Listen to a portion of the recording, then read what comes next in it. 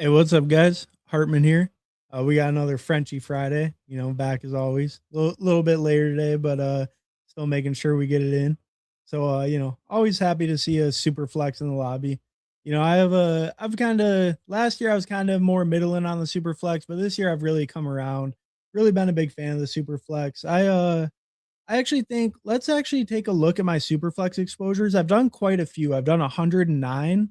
So let's take a quick look at my Superflex exposures. Oh, I actually already did one of my Frenchie Superflexes. Or no, that was the original. So I did the others Frenchie 3-bit Superflex that came out. So definitely want to get this one in too. Haven't maxed the other two tournaments, but I got in quite a bit of volume, especially in the field general. So let's take a look at the exposures. 109 Superflex drafts. So we can do it by a position real quick. So Rogers, Cam Ward. So pretty often I'm targeting these guys with my QB3, sometimes even Malik Willis. I think more often um Malik Willis will kind of fall behind that tier that he usually goes ahead of. Like he'll sometimes fall behind the Darnolds, the Strouds, the Daniel Joneses. So then I think Malik Willis becomes a decent value and he can be good as like your QB2 if you kind of push it or something. A little surprised to see him up near the top of my exposures though. And then Kyler, I like quite a bit. Brock Purdy, Herbert, Shuck, Bryce Young.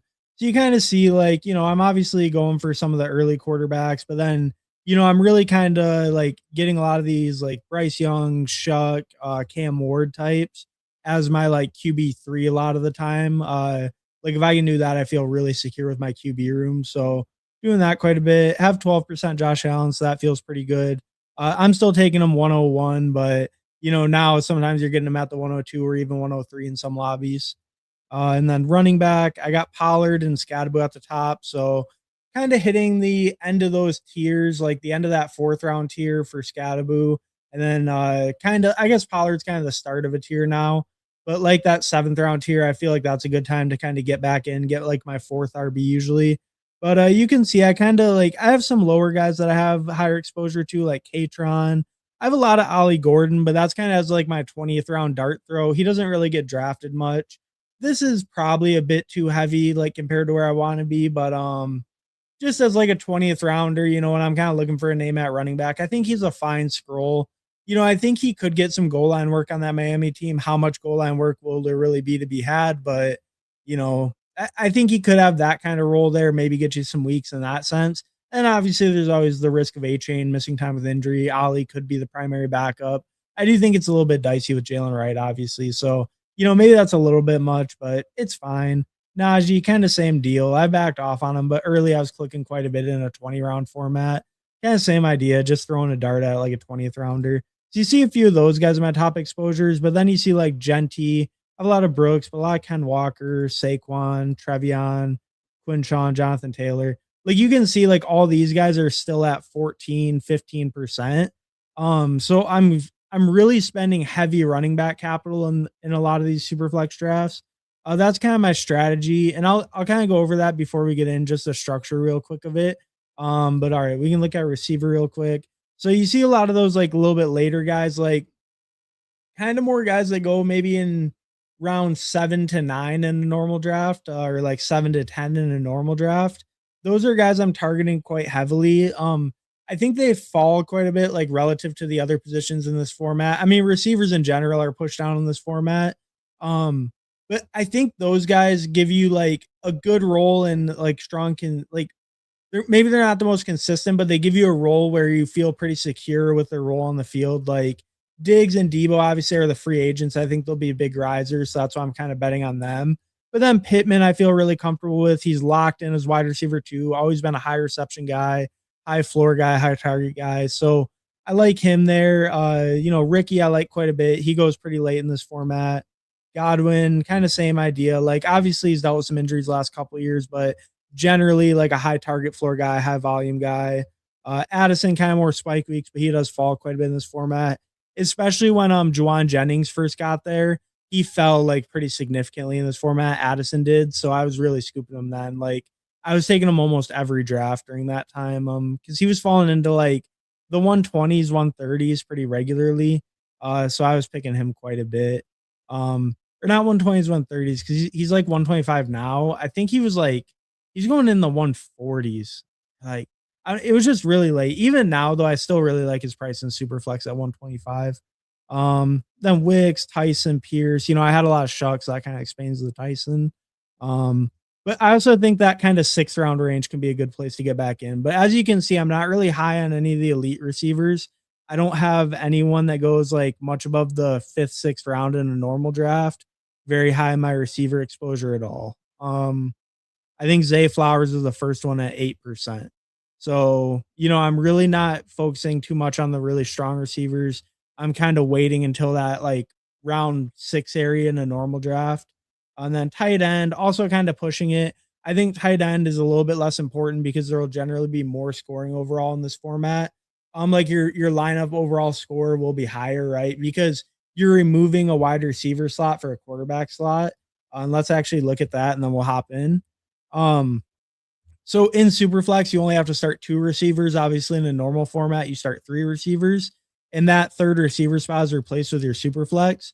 So overall, since a quarterback or running back or just whatever your highest scoring next position is will go in that spot, it'll generally be a higher scoring lineup than like a normal format, right? Because usually you're filling that with a quarterback instead of a receiver. Um, so I think in general, since tight end's the lowest scoring position, that makes it matter slightly less in this format. It's not like you can ignore it fully, but I think it's already the least important position and it even takes a small bump down in this format compared to normal. And then obviously with the 2 receiver thing, that's kind of why you see me pushing the receivers, kind of picking more of those like safer guys late and then mixing in some spike week guys. Like I had a lot of Jordan Addison. I think I had, even a decent little bit of Travis Hunter or something in this format, right? I only need 2 receivers. So like if I have 6 of them by the time Travis Hunter goes, it's like I can just pick him for the spike weeks because even if he doesn't hit, I only need 2 receivers. And it's like I think just the upside of the spikes later is so much more important than trying to fill that like base level of your lineup because if you kind of spend on like the Romeo Dobbs, Wandales, Pittmans, you get like guys like that, like those high target floor guys, or you even spend a little bit earlier on them, right? Then I think you just have so much security, or even like going with the elite receivers, like do like an elite receiver, like a hero, right? Get a monitor on them, wait like 5 rounds on a receiver, or go like 2 and just have them as your locked in starters and wait super long on a receiver. I think those can be good strategies too. But just in general, in half PPR, running backs will outscore receivers. So like just week to week, they'll project better. They have like just the touchdown floor is higher, right? And I think in general that just makes the running backs push up. You kind of see that in the ADP, but yeah, in general, that's kind of why I'm going for more of a running back heavy approach and also trying to lock up that super flex position. Um, and then also like with the going with the running back heavier approach, running backs can hit your super flex as well, right? If you do have like quarterback buys or a weakness, or an injury or something. Um, but all right, I think we pretty much covered the format. So I think we'll say what's up to you guys and then we'll count down hop in. What's up, best ball and call? Last time we did this, I was power for 5 days, but I'm here. All right. Well, hey, hoping it doesn't happen again. Glad to hear you got the power back though. But yeah, hopefully not again. Hopefully it was just a coincidence, an unfortunate coincidence. But yeah, hopefully this time it doesn't happen. Boom. Hey, what's up, Jeff? Thanks for stopping by, bro. Appreciate it. Money anything. Positive thoughts. There's lots of goal line work for Ollie Gordon. Wish it into existence. Yeah, I mean, I don't have too much wishful thinking on the old Dolphins. We can take one more quick look at the exposures. I won't go through everything, but I just want to show the Devon Achan amount. Yeah, because I think we're pretty low. We got 2% Achan. So we're not that big of a believer in the Dolphins having a big bounce back from their running backs, to be honest. So yeah, unfortunately there, I'm not too into it. Uh, Diggs finds himself into more legal trouble. I don't think he plays this year. I don't know which team will touch him. I'm avoiding Diggs. I mean, maybe that whole stuff with the stylist, dude. I mean, that was like, that came out in like December or something. Like that came out either very early this year or late last year. I know I saw the thing about he sent like all their messages over and everything. Um, I don't know. I mean, that's maybe something worth looking into more. But it is a little bit older of an issue. It isn't the thing that he got acquitted for though. It is a different issue. But this has been ongoing for a while, and like I don't know if it was. I don't know like how serious it was before. I guess. But it definitely could. It definitely could take some more consideration. I'll give you that. What's up, everyone? Hey, what's up, Kale Elliott? Thanks for stopping by, bro. Appreciate it. So we're today we're gonna start with the Frenchie, and then we'll draft whatever. I know people might not be into this. I'm not sure how you guys are feeling about the Superflex, but we'll count down, hop in, and then we'll rip whatever wins that poll I put in the chat after. So all right, we're gonna hop in the Frenchie Superflex in 10, 9, 8, 7, 6, 5, 4, 3, 2, 1. All right, we're in, waiting on one in the Frenchie Superflex. If anyone wants to hop in. So I'm gonna set my exposures real quick. I'm gonna make them just the Superflex since we're doing that first. Because I guess I do kind of want to see that. And I think that'll also kind of help show like how I'm building my super flexes. Because you probably will see some surprising like lower percentages and stuff, especially on some of those receivers, like I was saying. Um, but all right, we're in. We got the 7 spot. Let's see. Do we recognize anyone in here? Kale Elliott at the 9. All right, all right. I think that's the only one I recognize. If anyone else in here, let me know. But all right, we got me and Kale Elliott, so that works out. 2 people advance, us 2 are in here. We can look at the structure real quick too, actually, because it's not 2 people advance. 4 out of 12, actually. So, we definitely have a really good chance to advance. And then a 1 out of 2, 1 out of 2, 468 seat final. So, we can look at the final quick. So, just for advancing, you don't get anything for advancing, but then it's just a full on head to head for the next week. So, you win your head to head, you get 20, make the finals, you get 30, and then 10K up top. It's kind of an interesting tournament. It's a smaller tournament, obviously a really good advance rate, but a huge final. So, maybe you'd want to be more open to like playing into those week 17 quarterback stacks, stuff like that. Try to really like bet on a big week 17 game that people maybe aren't doing as much. I think that could definitely be a viable strategy. I think, yeah, probably just playing more for that week 17. You have really good advancement rates into the week 17 final. And then it's a pretty sizable final, especially for a tournament with only 5,600 entrants. So I think really the thing here is just try to play for that week 17. Try to, I guess, like game stack it out. I mean, I think in general that's kind of the only difference. You'd move away from like normal super flex, obviously. Like maybe just worrying more about matchup. Like, I don't know if I'd do Joe Burrow over Drake May. I was thinking maybe Joe Burrow over Drake May because he plays Baltimore and that's a better matchup. But we'll go with Drake May. I think he's enough of a tier jump above Jalen Hurts where I'm not influenced by just that week 17 matchup. Obviously, Denver is tougher than SF, but I think I view Drake May high enough above Jalen Hurts that it still makes sense to go him over Hurts. And then I could look at Bo Nix. He generally goes on the turn. I could look at pulling up Bo Nix a little, get that game stat going like I was just talking about. I don't think that would be a bad idea. And then I have the week 17. I don't mind starting double quarterback. Generally I either go double quarterback or like quarterback running back. But I don't mind pulling up like Bo Nix starting double quarterback. Obviously, if a guy like Justin Herbert fell, I'd probably just take him because the same thing would be too much of a like value difference. But I think I'd be fine with pulling Bo Nix up above these guys, even if I do like them a little bit better. I kind of want to build out that game stack. I want to say this is making it, and then Denver versus New England. That's somehow the game you need because I'm already bought in. I think that can be a good way to play it. It's not the best game to pick, obviously, but it is 2 good quarterbacks that I like. I like them where they go. I wouldn't usually pull Bo Nix over like Dart or Mahomes or like even Purdy. I like more like Purdy is actually one of my highest owned. But yeah, I mean, I think for the game stack could be okay. Pre-bunk informant. I like your hat. Is that the new Underdog logo? Hey, what's up, pre-punk malformant? Thanks for stopping by, bro. No, I mean, hey, it might be in a few years. I mean, I keep hearing about these prediction markets. They're making all this money. I don't know. I don't know. I haven't actually seen the statements on these prediction markets, so they might be doing some what they call it, like pay it forward economics. Is that what Enron called it? But but no, I mean, and they're raising the like funds at the 1.3 billion valuations, all that. So it might just be, but not quite yet. They're still pumping out the drafts. They just dropped the Frenchie Friday today, so we're still alive at least for one more summer. I think we're gonna at least make it through the summer. So it's not. It's okay at least for now. It's okay, but it could be in the future. What's good? Hey, what's up, Jerry? Thanks for stopping by, bro. Appreciate it. And if you don't know, check out Jerry. He's streaming pretty much every single day. Bigger Lions fan, Jerry or Hartman?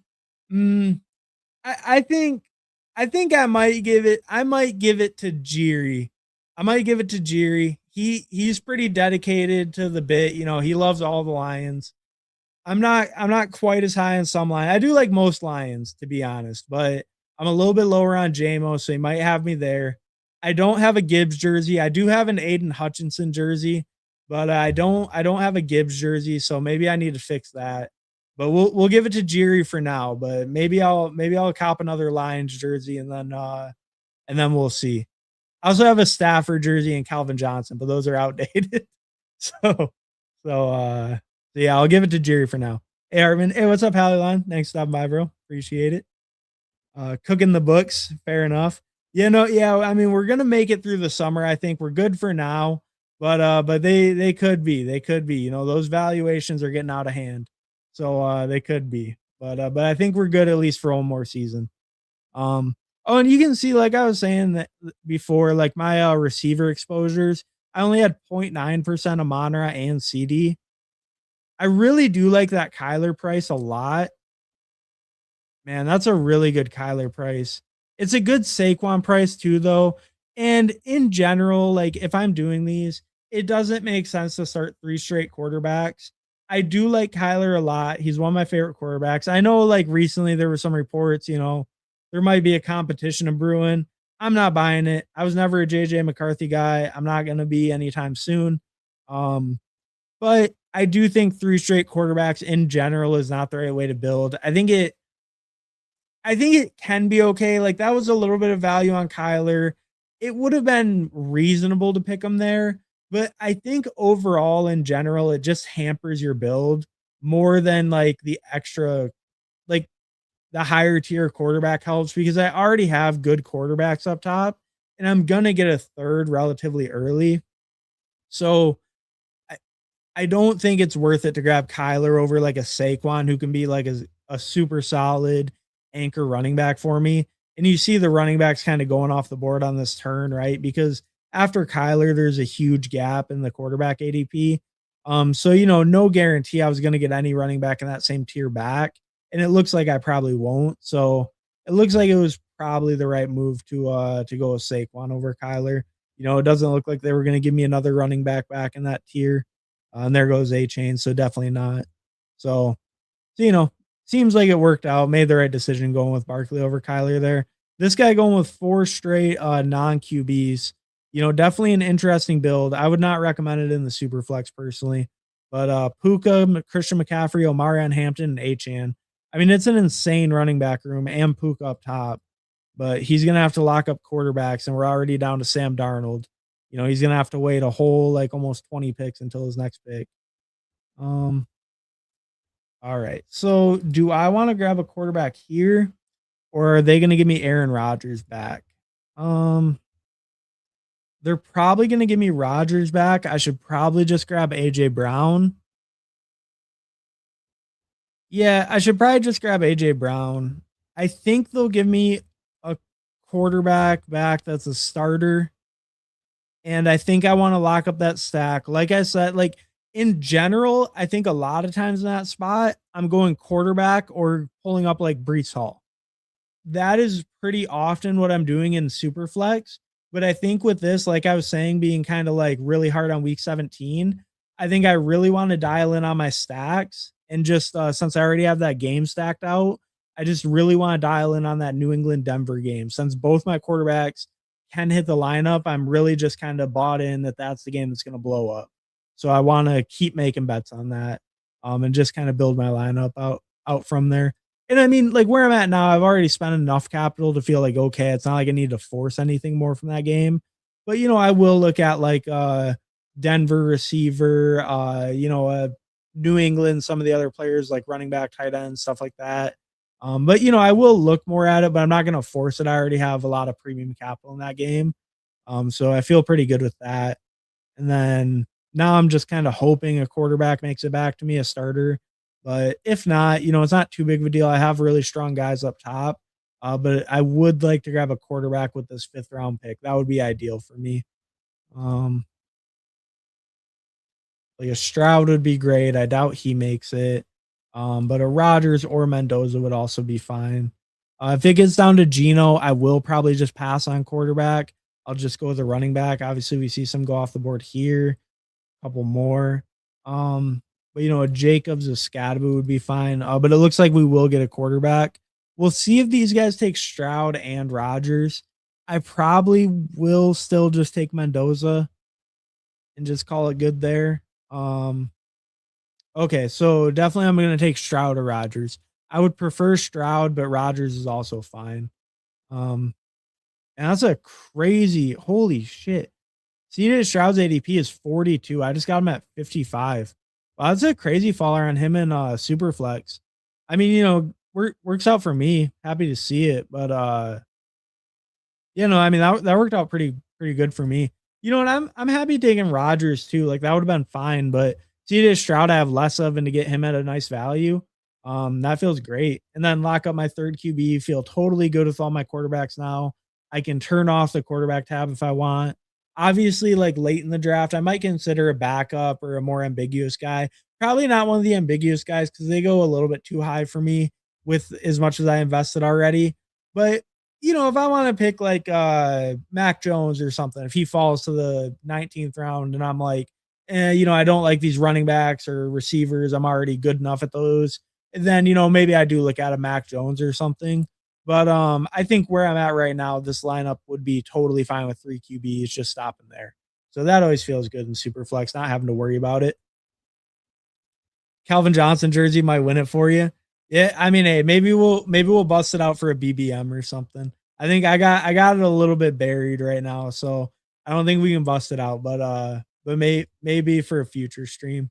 Ganjo 6 QB build incoming. All right. Oh, you're okay. You're the one that's going like 0 QB. I mean, I'm kind of intrigued, and it is a really good advance rate. So, you go and you're close to the turn. You go and you lock up like one of those either Cleveland or Atlanta quarterback rooms, or you just make a strong bet on one of them. And then, yeah, get some of those backups and stuff. It can definitely work, especially if you make the right bets on some of those ambiguous rooms, right? I mean, kind of a similar idea to like 0 running back, but if you do hit it, like if Tua's the all year starter, one of those guys the all year starter, um, then they can actually like hit like a top 15 QB or something. Um, I think we go Monty. We lock up the stack with Stroud. That feels fine to me. Definitely gonna go running back here. Like it was gonna be a running back no matter what. I was just debating if I wanted like Monty or like Swift, Bucky, Trevion. I like all these guys. The Trevion one, I could take Trevion. He is interesting in an easier to advance format. So any of these 4 would probably be fine for me. Even Tootin would also be fine. But I'm almost for sure going running back here. I think some of these receivers are a little interesting, like Zay Flowers. Okay, Zay Flowers goes. Zay was the only one really interesting me because he was a pretty big tier break above these other receivers left. But since he goes, I'm almost definitely going running back. We'll see if they all go before me, then maybe I switch it up. But we'll see what these guys on this side do. What's up, Hartman? Hey, what's up, AMC? Thanks for stopping by, bro. Appreciate it. Disbanded with the dot. Thanks for stopping by, bro. Appreciate it. Thoughts on Cade Klubnik?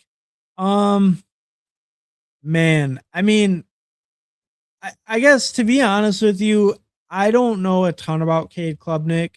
Like I know who he is. I know like he's a third round pick. I don't know a ton about him. He seems like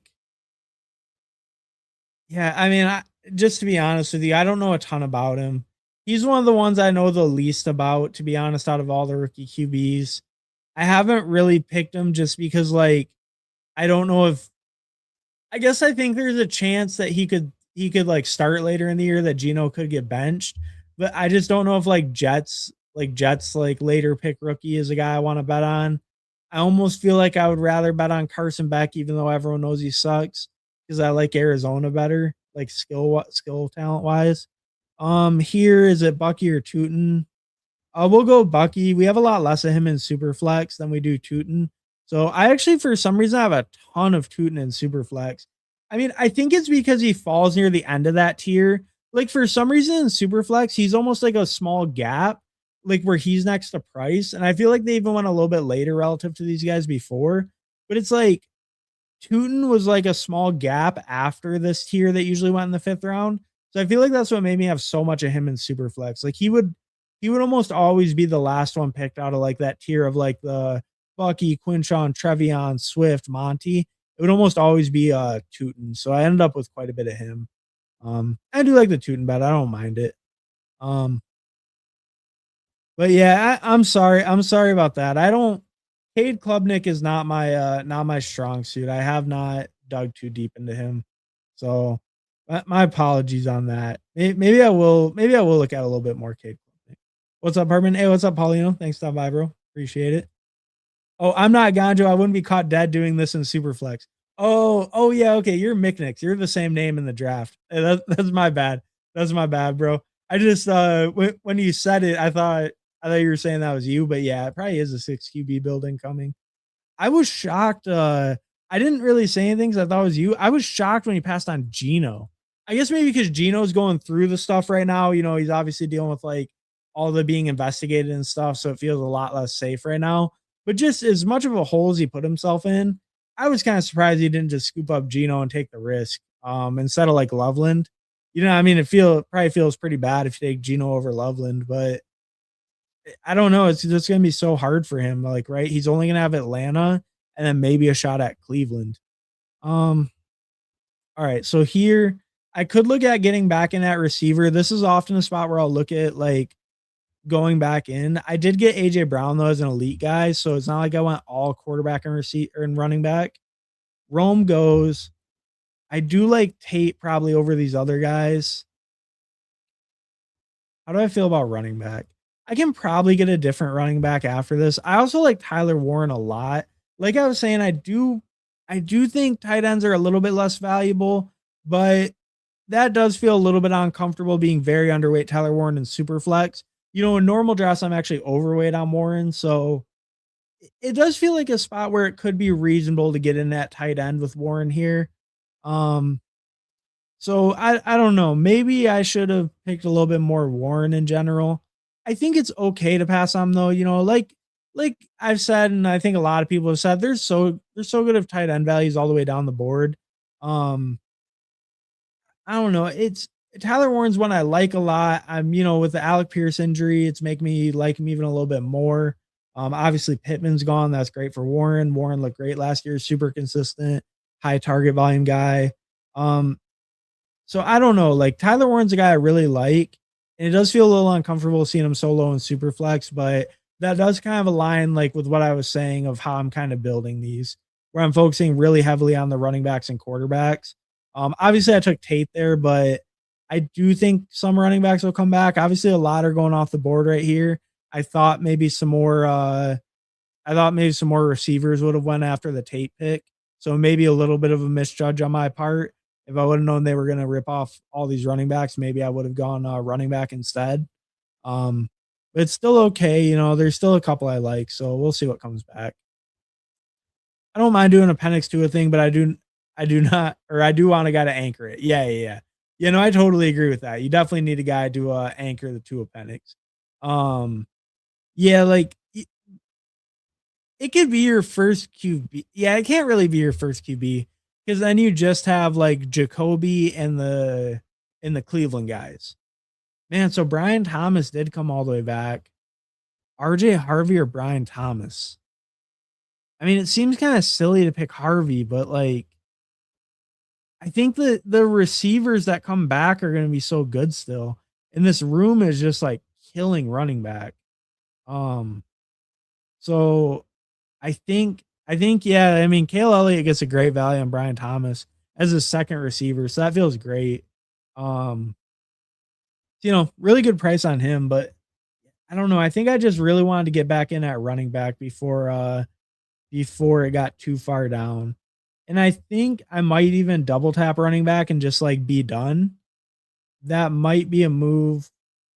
I have 3 week 10 buys, not great, but it's not the end of the world.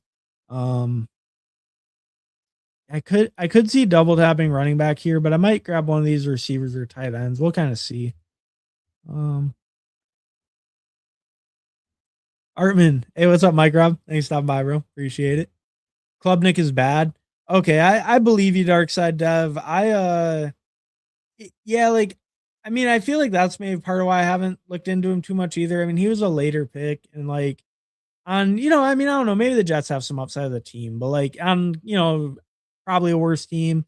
Um, yeah, yeah, I believe you though. I'll take your word for it. What's good, bro? Hey, what's up, Emo Cowboy? Thanks for stopping by, bro. Appreciate it. And check out Emo Cowboy if you don't know, obviously. Let me do I want Sutton or Metcalf? I mean, because the week 10 buy receiver's fine. The running backs all pretty much went, so we're not getting back in there. Harold Phantom would be okay. I think we'll lean into that big, like, I think we're good now. We have enough stack pieces from that game because we have 2 Denver pieces. We have the main New England piece. Maybe I get back in with like a Hunter Henry or something, but I think we have the New England Denver game built out really well now. And like I was saying, huge week 17 finals. I think it makes sense to build out that game. I'll go over the team real quick. So I'm with a 3-4-3-0. Went Drake May, Bo Nix, CJ Stroud, Saquon Montgomery, Bucky Irving, RJ Harvey, and AJ Brown, Carnell Tate, Cortland Sutton. So building up a really big New England Denver thing. Obviously, like I said at the beginning, maybe not the best game to build out projection wise, but I do think it's 2 quarterbacks. I like where they go. I didn't mind pulling up the Knicks thing a little bit, get it a little bit different and just stack out that game. I think building for the week 17 will be maybe not important in this, but I think it's generally kind of the only thing I'm shifting from like my normal super flexes is I'm kind of more willing to like really focus on that week 17. But yeah, but I think it's coming together pretty good so far. So pretty happy with how the team's coming together. Yeah, actually, yeah, feels like it's pretty good. Running backs really getting eaten up in this room, but I feel like I at least got like decent ones. Obviously, the week 10 buy thing is a little bit concerning, but it should be okay. Yeah, so even Jordan Mason goes there. That's probably a pretty good pick. But yeah, running back really fell off. This whole QB class besides Mendoza pretty poop. Yeah, no, I mean that's what it seems like. It doesn't really seem like any of the other guys were. Yeah, I don't know. I mean, like any of the pre-draft stuff, all the other guys seem like day 2 or day 3 guys. I guess Ty Simpson was the only one that was kind of interesting, right? Because like, well, he was interesting, but everything I read about him and saw about him, and like I tried to watch a little bit of the Alabama games, but like everything I just saw and read about him was like he needs a ton of development. He's just not ready to start. Which it's probably great that he went to the Rams for that, but yeah, like he was the only other one who looked like he maybe could be something, and his big thing was like not ready to start, not ready to start. Gino is going to fail badly. I kind of think so too. Yeah, I mean, I don't disagree with you. I think there's a good chance Klubnik could get some starts. It's tough because like I'm not a big Geno believer, but I do believe in a lot of the Jets like skill position talent. But like with how bad Geno looked last year, obviously the Jets should be a better situation overall. Should be better O-line play, better weapons. You can, especially with Bowers hurt most of the year. I think we'll go with JCM, or do I want C-Rod? We'll go with C-Rod. Yeah. Yeah, okay, that's fine. I was kind of debating between JCM and C-Rod. I think Chris Rodriguez is fine there though. He's been falling a little bit with all that foot injury stuff, all that, but sounds like he'll be ready for camp. So, once he gets back to camp, he'll probably be rising. And just in general, taking shots on the RB2 or maybe RB1, who knows? But one of the RBs in the Liam Cohen backfield when it's kind of ambiguous, that always feels good. We know it's going to be an efficient, high scoring team, most likely, especially with Liam Cohen coaching and all the talent they have. So taking shots on the possible goal line back doesn't feel bad ever. Um, Oh, but yeah, I kind of see it. I'm willing to believe a little because I do like, I'm such a Brees Hall, Garrett Wilson slappy, to be honest with you. I'm almost willing to buy it a little, but I do agree that Geno sucks. So I don't know. I feel like he might be able to do enough to have like a mediocre year and like kind of get by, but I really don't think he's gonna like revive his career for the second time and just have like a season where he way beats where he's ranked or something. Um, Mike, what's the word, Hartman? Had a few beers in the sun. Now I'm ready to rip some drafts. Hell yeah, Mike. Hell yeah. Love to see it. Sounds like you had a good day. I was just getting off work a little bit ago, so that was unfortunate, but happy for the weekend. Happy to rip some drafts. Happy to see the Frenchie Friday. I've been loving the Superflex, like I was saying, so always happy to see one of these in the lobby. But sounds like you got a pretty good Friday going though. All right, here I wouldn't mind getting in at tight end, but I don't mind Worthy. And I think this is kind of one of those guys where like I think he's a fine price in normal drafts, but I actually think in Superflex, he's more valuable only having to cover those two receiver spots. Just like now that I kind of have my steady guys, obviously we don't know on Tate, he's a rookie, but like I'm drafting him like he's going to be a pretty steady guy, probably, right? And just like given his role, maybe not steady, but should have a good role in his offense week to week. Like should project decent, I guess is what I'm saying. With the AJ Brown and Tate and hopefully Sutton as well. His role's a little bit more in question, but at least my top two guys I feel pretty comfortable with. So I think it makes sense to start layering in a lot of spike guys. Because I only need to start two every week, right? So if I feel like I have an okay floor of two guys that I feel like I feel like I can mix and match two guys to hit every week, then I think the rest of them should really just be like really high spike, kind of low floor guys in general. At least that's kind of how I'm building my receiver rooms. I think that helps make up for me like spending a little bit later capital is getting the guys like the Worthies, the Rashid Shaheed would be a good example as well. But guys like that who I think can hit for big weeks, but maybe don't provide the safest floor. I think I'm targeting those guys a lot more often than Superflex. I think they're, they can be good picks, and they like a lot of those guys are good picks where they go in regular best ball as well. I think in Superflex they even get a little bit of a value bump. Driving to the border to fire up some slows. Hell yeah, MacNova. Hell yeah, man. That I hope I never have to experience that. I almost thought I was about to last year. California, they were threatening to pass all those laws banning Underdog, but that didn't happen, so we made it through. But yeah, but I'm fortunate, but hopefully with all the contests in the lobby, at least they have quite a bit in the lobby right now. So at least you'll get some variety and you'll be able to go in quite a bit of different drafts. I mean, I said I already did enough in this New England Denver game, but I think Dobbs is such a good fit here because I think that just completely locks up the floor of this receiver room. Because, like I was saying, Sutton is a little bit more shaky, but just locking up both New England guys with Drake May, I think that makes sense. And then I feel totally comfortable in my floor here. I think I don't really even have to worry about receiver now. Like I can just pick my other ones whenever.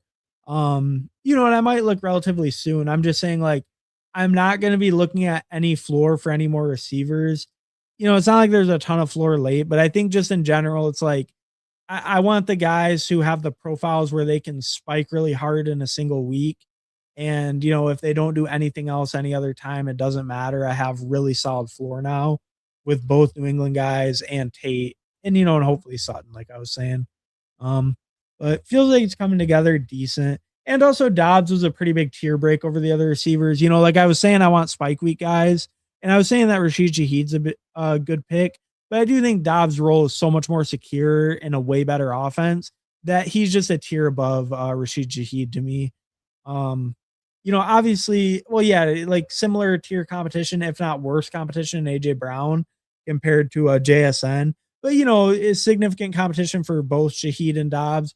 I think just way better passing offense for Dobbs. So I think he's kind of a tier above, and it was stacked and to have the game stacked. So we go him over Shaheed. And then I could look at tight end soon as well. Like a Hunter Henry, it's starting to get kind of crazy with the New England stuff. I wouldn't mind like an Algier, just as like a contingent guy. Maybe he gets in the end zone some weeks. My running back room is pretty strong though. I think what we'll actually do, we'll pull up Dalton Schultz, give me a decent stack with my CJ Stroud since I only have Montgomery with them. Give me Dalton Schultz with them. Um, I think, that feels fine there, and I don't mind pulling him up over Hunter Henry. I really don't like Sadiq much. TJ Hawkinson's he's okay. But mainly pulling him over Hunter Henry because I've done so much New England already with AJ Brown and Dobbs. So, that's why we went Schultz over him, get a different stack. Schultz a guy I like quite a bit. Have quite a bit of him in pretty much all formats. Think he goes too late, just given his like overall volume in that offense. Like last year, over 100 targets. Feels like not much has changed. Maybe Dell's coming back, but overall he should have a good role again. Another high target role. So feel good with Schultz where he goes, just in most drafts. Did someone say Border Town? Hell yeah, yeah. Mac Nova's going to party and getting some drafts. Yeah, I'm not sure. I'm not sure which border you go to, Mac Nova, but maybe you can get some partying in too, depending which border you're going to. What's up, dog? Hey, what's up, Omega? Thanks for stopping by, bro. And we finally saw Omega on a stream recently. He was on a Who Ham stream a little bit ago. So, good to see him live in the flesh. Late round Art Klubnik. In this format, I mean, I don't mind. I guess I really don't mind it. Like in general, it's totally a fine pick, but right now, with Gino dealing with all that stuff, if Gino does end up missing time or something comes to like those allegations against him, then Klubnik could very well be starting like early in the year or week 1 even. So I mean, I definitely think it's a totally reasonable pick. I mean, I think most backups are reasonable picks as long as you feel confident that they're either the clear QB2 or like, a rookie. Maybe it's not as clear. Do I want Hawk or Barner? Let's go Barner. I don't have as much of him in Superflex. And, I think I do want more. He has been getting a little bit of hype too, but just in general, he won downfield sometimes last year. I think he can yak it up. So I don't know. I think Barner's a pretty good pick where he goes. We'll get him in there. And this is kind of common for me at tight end as well. Maybe I try to get in a little bit earlier sometimes, like with a Brenton Strange. Like if Dobbs was gone, it's probably a really good chance I take a Brenton Strange or a Juwan Johnson there, where I took Dobbs. But this is kind of the range I generally get back in at tight end. Like I was saying though, like the Tyler Warren price was looking pretty interesting to me. But in general, in Superflex, I'm going late tight end, stacking out like 3 of them, maybe even 4. That's popular these days. Maybe I'll try it out. But usually 3 tight ends is good enough for me, especially if I get 3 starters. Number 17, like, can't stay, leaving you tab, my friend. Hey, what's up, Fantasy Dog? Hey, appreciate you stopping by, dropping a like. Hey, if you're watching, if you're enjoying the content, drop a like, drop a subscribe if you haven't already. But appreciate it, Fantasy Dog. Hey, thanks for stopping by. Thanks. Hey, how's it going? Going pretty good. How about you, Shamrock? Thanks for stopping by, bro. Thoughts on David Njoku? I think David Njoku is fine where he goes, which is almost free, right? He's an 18th round pick, or in this format, he's probably like a 19th rounder or something. 213, so like 18, 19 turn. Let me make this pick real quick. I'm Debo over Flournoy. I know some people are big Flournoy guys. I can see the case more than maybe before. Ooh, I wouldn't mind. Yeah, actually, oh man, it didn't get it in. What the hell? I thought I got that in time. Oh man. And then Pat Freiermuth goes right after me. Damn. Debo's fine though. I was gonna switch it last second to Freiermuth because I think, like I was saying, my receivers are okay. So I didn't really need to go with the Debo. I could have just went tight end. I should have went tight end, I think. Um, yeah, I should have went tight end. That was a little bit of a miscalculation by me. But I mean, Debo's fine. I don't mind the pick. He's one of my favorite picks with how late he goes. But I would have preferred a Freiermuth or a different tight end.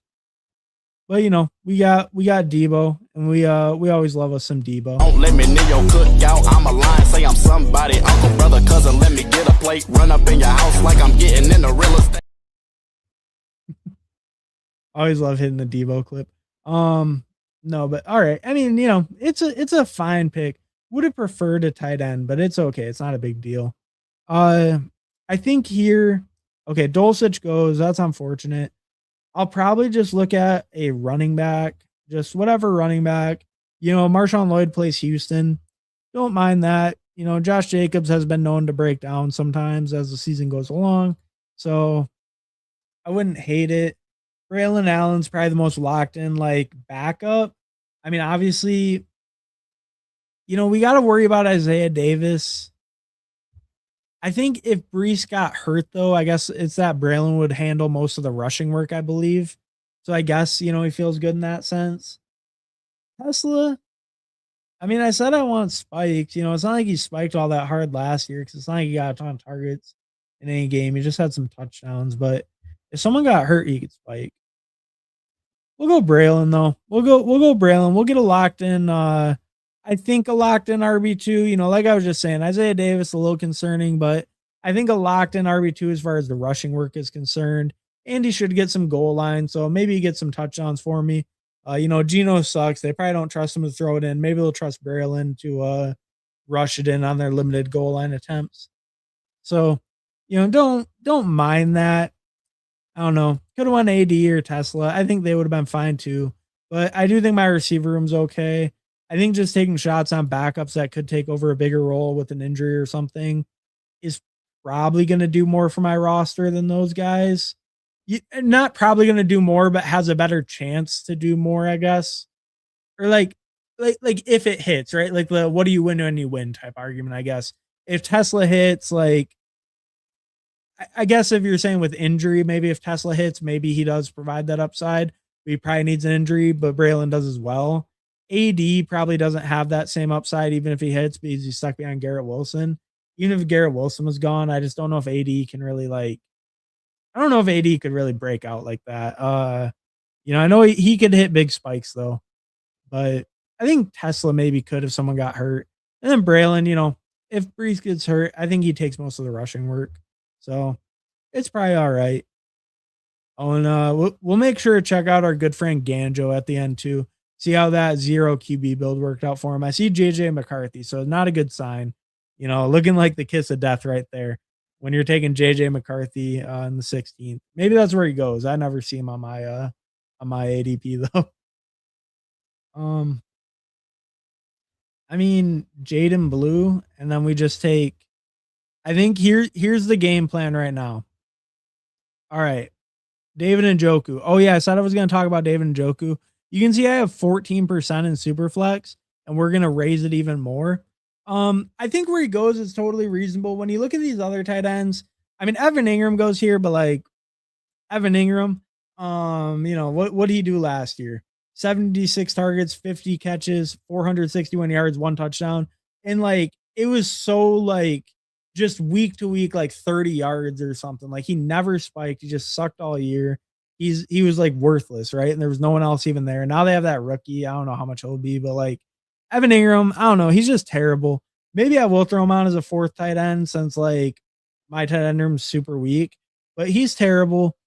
Darnell and Michael Mayer, I think, are fine as like super late tight ends.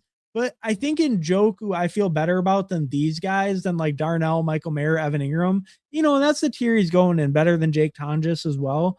But I just feel better about the Chargers' overall offense. I think Mike McDaniel uses tight ends, really well in the scheme. We've seen it with multiple guys, right? We saw it with Dulcich some. We saw it with Darren Waller. We've just seen it multiple Jonnu, right? We've seen it multiple times in his offenses. So I feel pretty good with Njoku in like this format, like Superflex, especially like how I was saying I build, right? I push tight end a ton. I take a lot of late guys. So I think an Njoku makes a lot of sense in this where I'm really pushing it and I'm kind of devaluing the position. And I think the thing with Njoku is he gives you no floor whatsoever, right? Um, Let me make this pick. Pat Bryant's fine. Well, should I take Pat Bryant or should I take we'll take Troy Franklin because I believe that Troy Franklin, and I mean this is a fact. This isn't like I believe, but like Troy Franklin's more like a deep down the field guy than Pat Bryant. Pat Bryant's more like he racks up receptions, right? And big body, kind of intermediate area, short area for the most part. But Troy Franklin, he can win deep downfield. So I don't mind throwing him on this lineup, especially if like a Waddle went down or something. That would probably benefit Troy Franklin the most. And he had some pretty big spikes last year, and he was getting a lot of routes. He got, I believe, over 100 targets, right? Troy Franklin had over 100 targets last year. 104. Obviously, Waddle's taking all that away, but I'm just saying, like, he's probably the main beneficiary if Waddle went down, and just in general, he can be kind of more like a deep down the field guy and kind of hit those spikes. So don't mind him there at all. Cuff him with Gadsden. Cuff him with Gadsden. Favorite rookie. Oh, cuff him with Gadsden. Well, I mean, Gadsden goes. Oh, are you saying take both? I don't mind it in the super flex. I think in a normal draft, I'd want my first tight end to probably be pretty good because I don't know if you're guaranteed production out of either of them. Like most weeks, I think they're going to be kind of inconsistent on that team just as far as like the passing attack who they're hitting. I think I don't know. I mean, both of them on the same team, it could be okay, especially with Gadsden falling. I think you'd want a more consistent guy with them, though. But that could be interesting. They'll definitely both hit spikes this year. I do believe that. I do believe Gadsden and Njoku will both hit like meaningful spike weeks this year. Favorite rookie. Let's see. Oh, he's definitely gone. I was gonna see if he was on the board. I forgot this is Superflex. Okay, I could go with the fourth tight end. Evan Ingram is a terrible football player, but my tight ends are also for the most part terrible.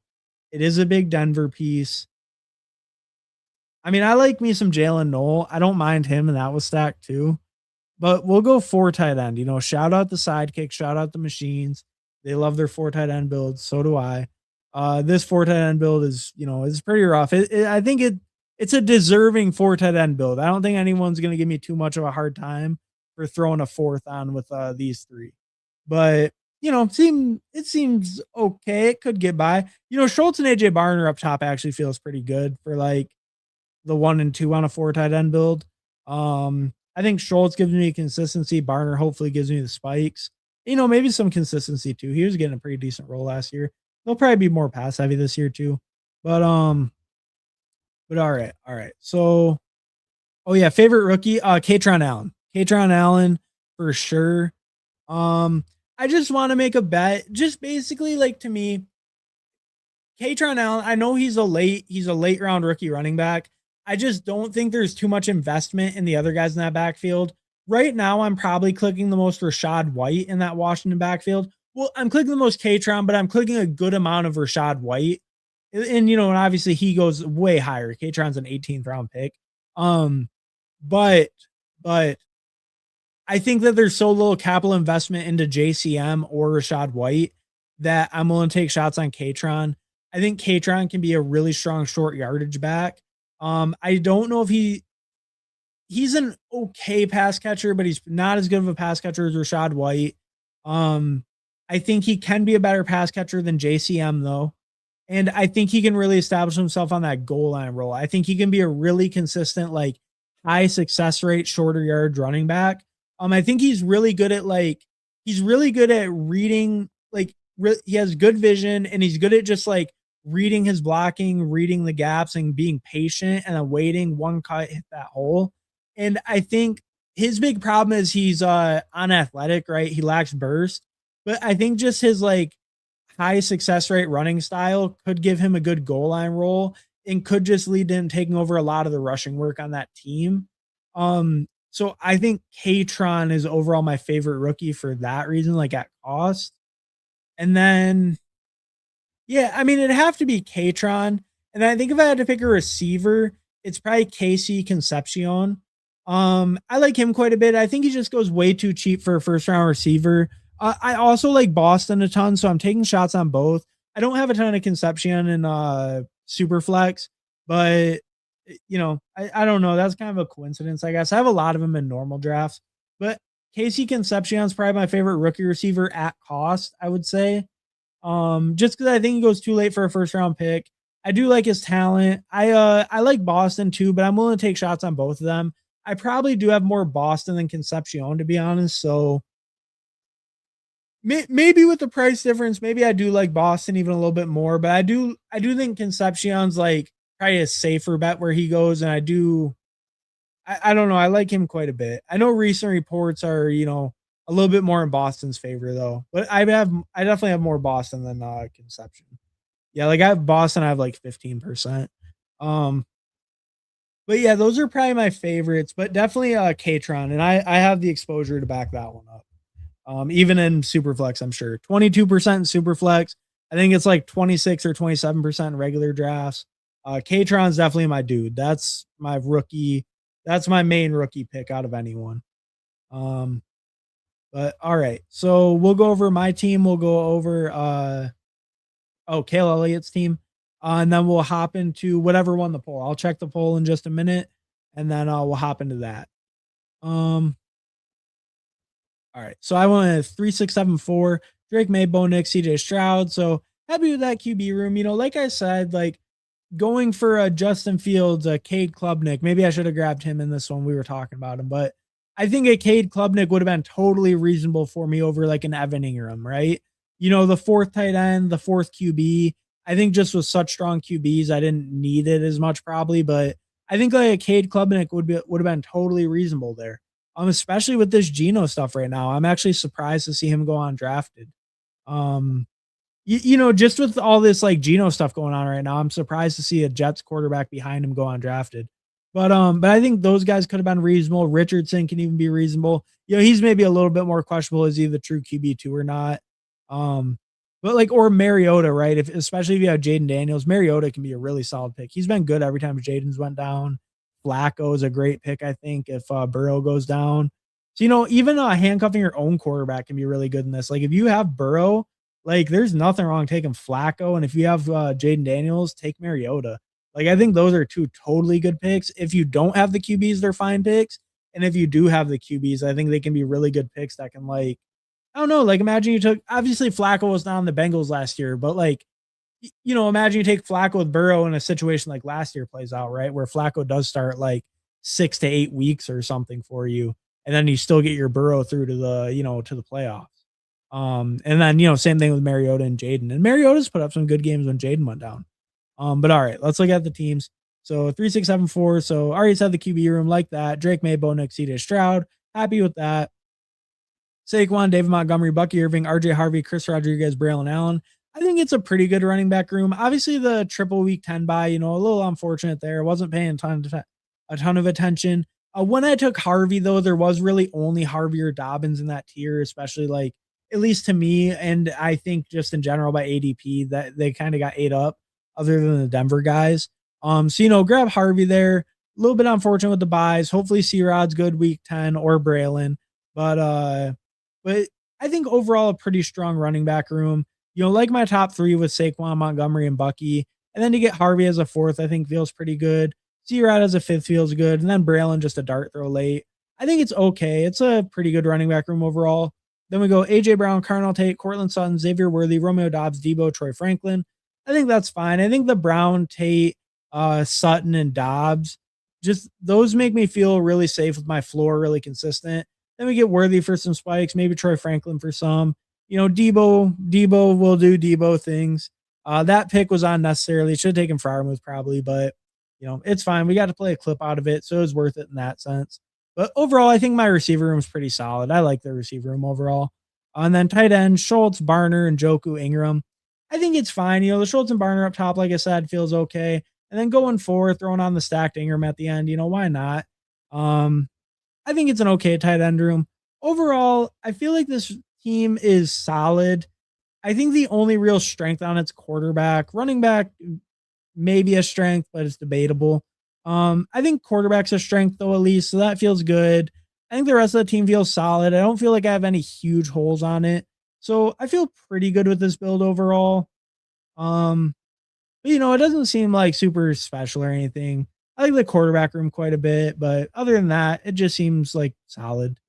All right, and then let's look at Cale Elliott, 4583, Jalen Hurts, Kyler, Darnold, Mendoza, super strong quarterback room, like that a lot. Crazy strong. I think I'm wondering how much we're gonna see that impact the rest of the team though.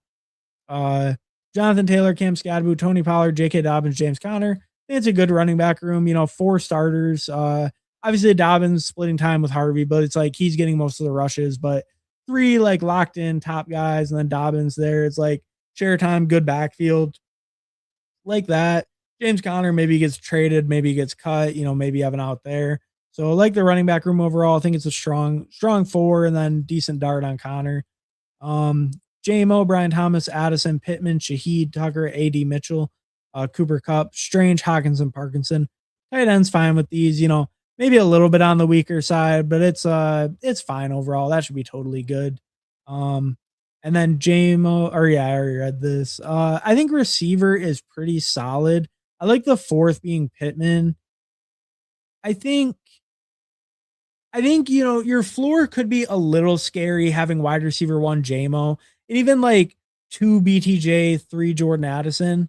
I think you have like 1 like really like safe kind of high floor guy. Maybe BTJ is that as well. We'll kind of see what this year brings. He's kind of more of a mystery box. But I think the floor could be a little bit questionable overall. You got Cup at the end, chaperone it. Like that move. Double up that Seattle stack as well with Darnold. So like that.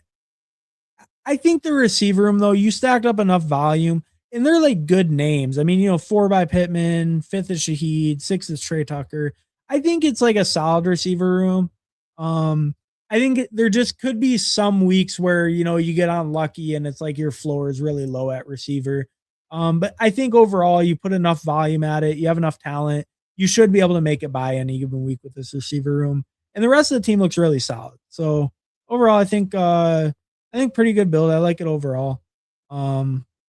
Yeah, and even like I said with the receiver room, I think it's totally strong enough. I'm just questioning the archetypes a little bit, but I do think it's completely like strong enough to make it through. I don't think you need to like spend way more at receiver or anything. Pretty good team. All right. So I'll see what you guys are saying real quick, and then we'll hop in whatever won the poll. Franklin over Bryant for me. I think I lean similar, especially like I was saying the Superflex, but in general, I think I lean similar. Warren Gatson, Joku is pretty good. Yeah, no, I agree. Okay, yeah, something like that. I totally agree with you. I think that can really work out. Like you go a really high target floor, really safe guy like Warren, and then you get Gatson, Joku. Just hope you pick up some spikes from them. Maybe they even hit your flex some weeks, like one of them does. So I like that call. That's actually would be a pretty good build. What up, Herman? Hey, what's up, Nice and Blunt? Thanks for stopping by, bro. Appreciate it. I used to use Evan Ingram as a way of testing fantasy touts. If he thought he was good, I moved on. Hey, I don't think he's good. I promise, Mike. I know I just took him, but trust me, I don't think he's good. You have to believe me, even though I just put him on the team. And check out Nice and Blunt if you don't know. He's streaming pretty much every day. What tool are you using to see your exposure? Or is that just Underdog? So I am using a tool called the Best Ball Overlay. It's pretty cool. It costs $40 a month. It's $30 a month with some people's codes. I ain't got no code, but I do like it overall. I can show off. I'll get back to this. We're gonna get into another draft in just a minute, so I'll get back to that and kind of talk about it. But we'll get into the draft and I'll kind of come back to that. Puppy time. Let's go. Happy Friday. Let's see. I'm gonna look on my phone real quick. That's easier. What are we drafting? Okay, Puppy wins overwhelmingly. Not a surprise. Not a surprising result there. So all right, we're gonna hop into a Puppy. Yeah, I'll count it down quick. We're gonna hop into a Puppy, and then I'll finish catching up with you guys. The fast puppy. All right. So we're going to enter the fast puppy in 10, 9, 8, 7, 6, 5, 4, 3, 2, 1. All right. We're in, waiting for 7 on the fast puppy. All right. Let's ride, Maximus. Let's fucking ride. Hell yeah. Thanks for stopping by. Thanks for stopping by. I noticed the name. Appreciate it. The summer I fingered myself. Great name. Great name. I had Flacco and a couple of puppies. I made playoffs last year. Hell yeah. Hell yeah. No, I mean, hey, and that's, hey, that's a fine strategy. It's like really low owned, right? I guess Burrow came back. So, but he helped you get there and he had some big weeks. So that's kind of interesting. That worked out for you pretty good. Guys, how far behind Chad is he? I'm like 5 behind. That's not too bad. Okay, not enough for roast. Yeah. Yeah, no, yeah, not quite enough. Maybe just a small stack. Hot pocket or something. Far enough behind he didn't ask about Maximus. Oh, let's ride Maximus. Yeah, wait, yeah. What does that mean? What does that mean? Good thing you called back to it because I just kind of skated right by it. What does that mean? Best ball on call. I'm not familiar with Maximus. I discovered Nice and Blunt thanks to Hartman. Hell yeah, hell yeah. There we go. There we go. Networking out here. I discovered, I don't know. I've discovered some channels. I discovered Fantasy Fitness IO because of Zero. And hey, check out Fantasy Fitness IO. Zero's on there often as a co-host. So, always if you want to see Zero often in the chat talking his talk, you can go see him over there. Might have to have him on this channel sometime soon too. He's been doing his guest appearances. He was over on Young Moolah stream just a little bit ago. He's all around the community these days. I didn't mean anything. I didn't mean it that way. I know you weren't fist bumping the Ingram click. Yeah. No, I know. But yeah, yeah. Like Evan Ingram was always just like reception merchant, right? Like he was always just super high receptions and just I don't know, catch the ball, fall down. I guess, maybe he could do a little something back in his like Giants days. But like even on the Jags, he was a Jag. Like that, he was cooked at that point. And yeah, and ever since, I mean, he's just been like a shell of like, I don't even know if it's a shell of what he was, but just falling off further and further.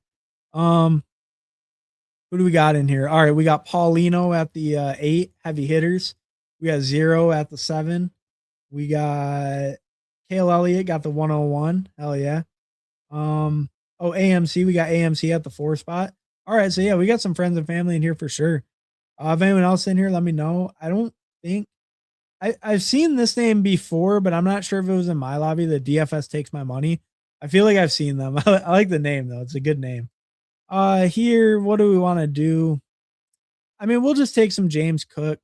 Oh, I still have it set on Superflex. So, okay. So I do need to get back to that question about the overlay. I will get back to that. So this is the best ball overlay, like I was saying.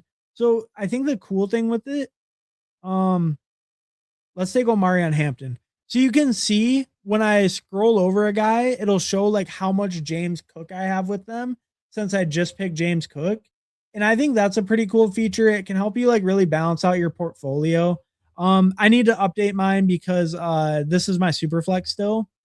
I will say though, if you are a newer, like if you're a newer online drafter, if you're thinking about an overlay, I think the best ball overlay is really good.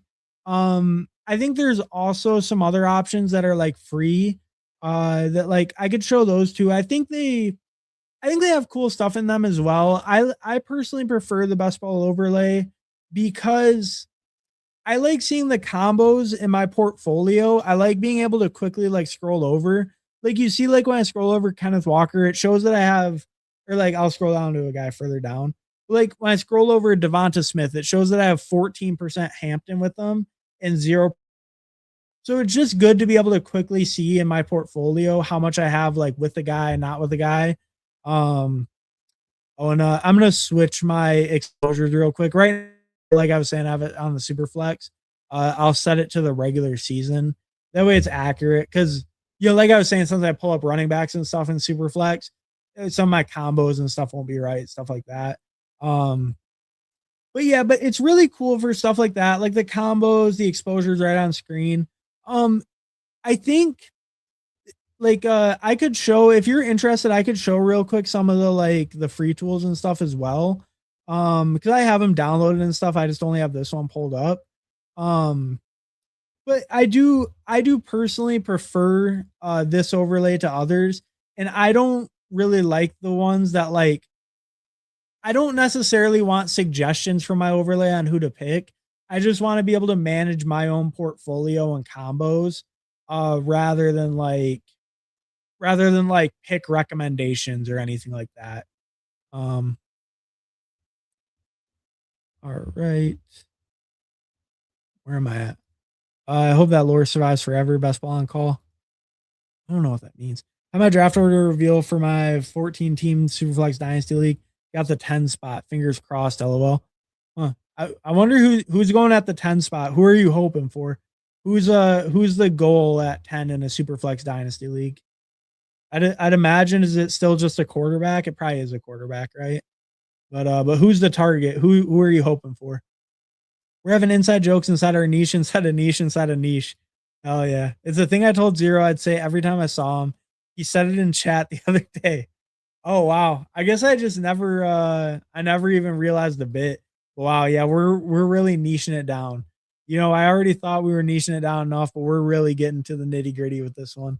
But love seeing a good bit that runs, that's like a continually running bit. Love seeing something like that. The commitment to the bit. In prime position to secure Mayor Zero. Hell yeah, Paulino. Fuck yeah. It's when I got location error, so missed a stream puppy. Then I ended up with a puppy draft next to Maximus, so we rode off. Oh, all right. Got you. Thank you for the lore. And we smoked the pod. All right. So yeah. So now it's shout out Maximus every time you get in a puppy to remember the pod that you smoked. I respect it. Thank you for letting me know the lore. Now I feel like I'm fully updated. All right. What do I want to do here? Obviously, I don't pair Cook and Hampton often because I have the same bye week. But this draft we did, which is fine. Do I want Ladd? Do I want Ladd and Hampton? Probably not. Man, I think we'll just go Tet. We'll go Tet first. Tet's fine as my wide receiver 1. I mean, I do like Neighbors, but he's probably gonna fall more, and this is gonna be open for a while. Let's just double up the Chargers. Why not? Do we double up the Chargers? It's so much week 7. Yeah. All right, fine. We'll double up the Chargers. No more week 7 buys other than Justin Herbert if he makes it. But yeah, that it's gonna be heavy on week 7 buys. We're gonna have to build out of that. I think it's okay. The guys that were there, a lot of times I'm taking Neighbors, but I think Neighbors, he's going to be moving down. So I should probably hold off on my Neighbors for a little bit. It's not like I'm going too insane. I may have 13%. He's kind of been in a similar range for a couple weeks now. So I'm not too concerned with it. But I do think there's a good chance he falls into like the 5th round or something. Especially if he opens camp on PUP, a little bit more bearish reporting, something like that. So I'm trying to hold off a little bit on him right now. I don't love the Tet Ladd turn. Tet, I think he's okay. It's just like, what's really his ceiling? They were talking recently he's gonna play out of the slot more. And he was a high picked 1st round rookie. There's obviously a room for him to make a jump in the 2nd year, maybe get a little bit more of that yak, stuff like that, just kind of gain more from his catches. But overall, I think, I don't know. I feel like Tet is kind of not overpriced, but maybe just like priced closer to his ceiling. It just really worries me what his spike upside is. Just in that offense, right? Like if they can be run heavy, they're probably going to try to be run heavy. They would probably prefer that. I don't know if they'll be able to, but Panthers would probably prefer to be more run heavy. And like, I don't know, they bring in Brazel, later pick, but like, I don't think the actual wide receiver competition matters too much. It's more just like the Bryce Young thing. That's what worries me on Tet. I don't mind picking him because I think he has a good floor, but yeah, the ceiling worries me. And then Lad, I think Lad's a pretty good pick, but I think obviously he carries some risk. Last year QJ outscored him. QJ goes like 3 rounds later. Why are we picking Lad in the fourth or in the third sometimes? But I'm still a believer he can bounce back to that rookie form.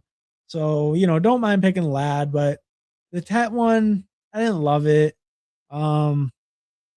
Yeah, didn't love it, don't hate it. It's okay.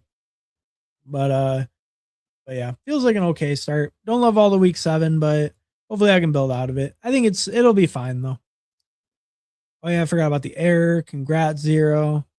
Aloha, first time here. Hey, what's up, Air Jeff? Thanks for stopping by, bro. Appreciate it.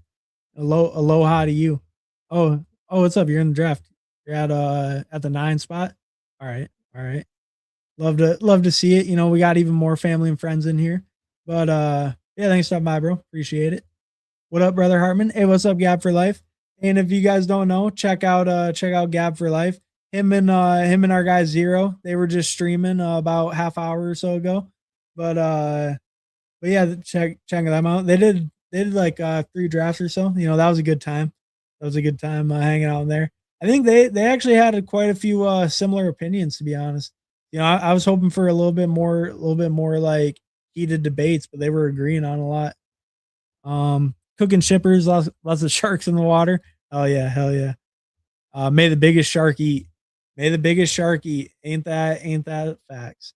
But yeah, I mean, we got 1, 2, 3, 4, 5. Yeah, we got 6 of us. So we got half the lobby. Half the lobby's friends and family. So yeah, let the biggest shark eat. It's only 2 out of 12. Probably not great with my triple week 7 bye. But hey, that's the upside. At the very least, even if I'm not building shippers, then at least you guys can get some EV off me. So at the very least, you got that going. All right, here, what am I looking at? Probably just more receiver help. Definitely not BTJ because he has a week 7 bye. I think it's got to be Rome. Tyson's okay. Tyson's falling a little though. Can't pick BTJ. Can't take another week 7 bye. I just cannot afford that. Tyler Warren would be good. I kind of like Marvin Harrison though. Let's check my combos. Yeah, we don't have Marvin Harrison very much with these guys. Let's just take a little bit more of him. Get a little bit different maybe. Marvin Harrison, maybe not as often pulled up to this turn. He kind of goes closer to the other side of the board. So, maybe get a little bit different there. But other than that, I think he's the receiver I wanted to bet on the most. A lot of times I'm just taking Brian Thomas, but like I was saying, the week 7 buys, I don't think I could take another right there. And I think they're in a similar enough tier. Like, I don't think BTJ is like a way tier above MHJ. I think that they're pretty similar. So don't mind taking Marvin Harrison there. And he's looking absolutely jacked recently, looking like a tight end. Love to see it. So yeah, I don't know. A little bit concerning how jacked Marvin Harrison's looking, but it took his dad a while to break out. Might take him a while too. And I'm willing to bet on the 3rd-year breakout out of Marvin Harrison. And he's shown us some spikes before too. So it's not like we haven't seen it. And it's not like we haven't seen the flashes and stuff. Herbert, I guess, depends on how many pass QBs in first. For the dynasty, right. If I don't go for QB, I may not even get 2 LOL, but I guess I'll wait and see. All right, that's fair. Yeah, I mean, Herbert at 10. I don't know. Would you get Herbert at 10? I'm not super locked into the dynasty, especially startups. I'm in 1 dynasty league, I believe. And yeah, I'm not super well versed. But I mean, yeah, Herbert would be a good one to start with. If this contest is open for 2 weeks, I'm disappointed in our community. Oh, I think it'll be open for more than that, right? How full are we? We're at 10% already? Damn. Yeah, it's at 10% already. I mean, it might not last 2 weeks. I didn't think it would be. I mean, I guess that's not too crazy. Yeah, I mean, you might be right. You might be right. It might last only 2 weeks. I was thinking more like 3 or so, but, like 3 or maybe even a little more, but it is starting to really ramp up, right? We're getting into, like, the peak season. So maybe with the puppy being in there, I don't know, it might fill pretty quick. I guess I was kinda thinking that the slow puppy might make it, like, fill a little bit slower, but why would that really matter, right? Because for most people, like, you're either, like, doing both or you're just doing one. Like you're probably not, like, mixing between the 2 and worried about getting, like, both in a time frame, right? You're probably, like, either, like, doing a lot of both or doing, like, only one or something. Um, maybe not everyone, but, like, yeah, I guess maybe I was thinking the slow puppy would slow it down a little bit though for the, fill rate. I guess not. AMC rat bastard. What why? Why? Why Justin Herbert there? Caleb Williams was sitting right there. Why would you do this to me? Man, okay. I mean, I guess they took all your quarterbacks from you, but still. Where'd Dak go? What the I was looking because I saw you had George Pickens, and I was like, why didn't you just take Dak? And then I see Dak went at 63. I didn't even realize. Um, yeah, QBs are flying off the board in this one, except for Caleb Williams. But all right, we don't get the Chargers stack back. A little unfortunate there, but not the end of the world. We get to avoid another week 7 bye, so that at least is a small win there. That won't take on another week 7 bye. Um, a 200K first, a 200K to first puppy should be filled quickly. Yeah, no, it probably will be. You're probably right. It probably will be more like 2 weeks. Um, I could double up Jordan Love. I don't mind that. I could pull up Mahomes Worthy. I don't mind that either. I mean, Mahomes Worthy. Or do I want? No, let's try to. Do I double Jordan Love?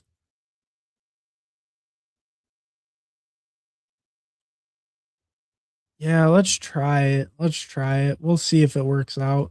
It probably won't, but we'll see if it will. Should have looked who had Christian Watson. This guy does. So hopefully, hopefully that's too early for. Yeah, I don't think he's gonna take Love at 101. So hopefully that means I'll get Love back and be able to stack it. And then, I mean, if not at that point, then I just start taking on stack QBs. So it's all good. But but yeah, hopefully I get Love back and I can stack that at 108, and then I'll kind of figure out my next QB after that. But yeah, hoping I get Jordan Love back now since I kind of double up Packers right there. Didn't want Allen at 37. I thought about it. I think I'm a little bit overweight Allen, and so I'm right at field on Allen actually. And this is just for normal drafts. I'm right at field on him. I have a really hard time with Josh Allen because I mean, I think everyone kind of has the same kind of idea on him, at least for the most part, where it's like he is the QB1. I think that's undeniable. He is the most consistent, locked in. He hasn't finished worse than QB2 in like 7 years. He's been either QB1 or 2 for 7 years straight. So it's like I think he's a fine pick, but I'm really not like trying to get overweight on Josh Allen or anything because I just feel like the guys in the 6th round give you like similar weekly upside, and maybe they won't be quite as consistent as him, but I just think their upside on a single week is similar, and his premium's just way too high. I mean, maybe I would have thought about it because like I was saying, I did kind of like not love the receivers, but I did notice I was kind of at field on Josh Allen, and like I don't know. I just have a hard time wanting to be overweight on him. I mean, in this draft, looking at how it panned out, the Josh Allen would have been probably a good call since I didn't get Herbert back or Caleb. Um, but yeah, in general, I think just the opportunity cost is like I don't know. It's tough because he could easily just drop like a 40 or 50 in the playoffs, and then it's like you had to have him. And that's why I'm not fading him by any means, but I do just love the 6th round quarterback so much. Like I love Jaden Daniels. I love Drake May. I think even Jalen Hurts is fine where he goes.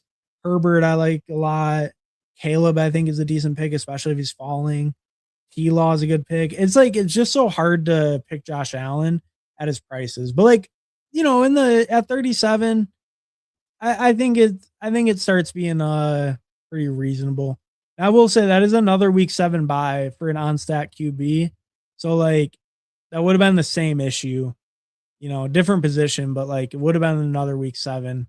And then it would have taken me out of Herbert, which I don't like as much, but I didn't get Herbert back. So obviously kind of looking back, it might have been the right move to take Josh Allen, but yeah, I just have a hard time. I just have a hard time because I like those 6th-round guys so much.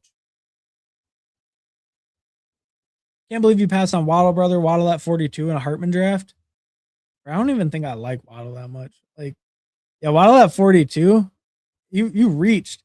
Can't believe you reached on Waddle, bro. No, I mean, Jalen Waddle is a fine pick, probably. I guess to me, I have a hard time. Or we'll make this pick. So Jordan Love for sure, with my Kraft and Jaden Reed. That's locked in. And then I think I just want J.K. Dobbins. I think this is slam dunk pick. Yeah. Yeah, J.K. Dobbins. Easy pick. Huge fall off at running back. Maybe not huge fall off, but I think a tier break at running back for sure. Down to Aaron Jones, Jordan Mason, those guys. I think that's a tier break to me. And yeah, and I got my quarterback too. And there weren't really any other quarterbacks I wanted right here. Could have pulled up a Baker or Shuck on stacked, but I don't think I needed to do that by any means. So feels totally fine. Jordan Love first QB, got him double stacked. That feels good. All right. Is it because he's wearing a Dolphins jersey in the photo? Oh yeah, I guess I didn't realize he's a Bronco now. No, it's just like I don't know, the rotation thing to me, like all that, just like how Sean Payton runs his offense. Like obviously, you were kind of talking about it earlier, but like Troy Franklin still got 100 targets. He still scored decent points. Waddle could be a better version of that. I think what stops me on Waddle so much is like, okay, you got Waddle here, right? But then it's like you got Terry McLaurin, true alpha on the Commanders. You got Mike Evans. I think probably like a pretty clear alpha on the Niners. I love me some Rizzy P, but Mike Evans is Mike Evans. The dude's a Hall of Famer. Like, and I don't know. I don't think he fell off. I think there's increased injury risk with Evans, so I can understand that case for Waddle over him. But I think to me, like Evans and Terry, I'm probably taking them over Waddle most of the time. Taking Neighbors over Waddle most of the time. Obviously, he's fallen though. I think Burden is really debatable, but he definitely has a lot more bust risk than Waddle does. Adams, I mean, it's Waddle over Adams. It's Waddle over Adams. I think it's close. I don't know. I guess with me, I worry about Waddle, like the rotation thing in Denver. And then what is his like red zone role, right? Like how much is Cortland Sutton being like the 6'4" guy? I don't know. Like how much does he eat in the red zone over Waddle? So I think Waddle's a fine pick, but I do prefer some of these older guys over him. Like the Terry and Mike Evans, especially. Even like Christian Watson versus Waddle. I guess the Packers are really run heavy. I mean the Broncos are kind of run heavy too, but like I don't know. I just have a hard time with Waddle. I have a hard time with him. I think he's an okay pick though. I can definitely see the upside. I just I feel like I have more question marks with him than I do with a few of the guys that go after him, I guess, is the main thing to me. I did Adam. Oh yeah, you got him at 40. No, that's a nice fall on him. That's a really good price at 40. I feel like we've been seeing that a little bit more, him going in the 4th, but I do think in the 4th, he's a pretty reasonable pick at any point in the 4th. Yeah. No, I mean, definitely a good price at 40. Yeah. Wow, Josh at 40 couldn't resist. I like that pick. Yeah, for Life Talks Ball, X and O's. I like that. We can come to different takes, but he's looking at things properly. No spreadsheets needed. All right, fair enough. Look at you smashing the 30-year wide receivers. Yeah, no, I mean, hey, I like the 30-year wide receivers. I'm a fan. 5% per day, brother. Let's lock in. 5% per day, brother. Let's lock in. All right, 5% better every day. Hell yeah, let's lock in, bro. Let's lock in, brother. All my homies are maxing both fast and slow puppies. I thought we were homies, Zero. I am maxing no fucking slow puppy. You must be out of your mind if you think I'm maxing the slow puppy. Um, you're probably out of your mind if you think I'm maxing the fast puppy. I mean, yeah, I'm probably not maxing the fast puppy. I'll do a lot if it stays open for a little bit, but I really don't think I'm gonna try to cram in 150. I don't know. I just don't got that dog in me to just like rip a million drafts to try to max something anymore. We'll go Dallas Goddard over Ferguson, just because he's better than Jake Ferguson. Cam Ward, I want. Okay, well, I was gonna debate if I wanted Ward, Darnold, or Stroud. I don't think I had anything with any of them. Now, do I want? Okay, I can wait on.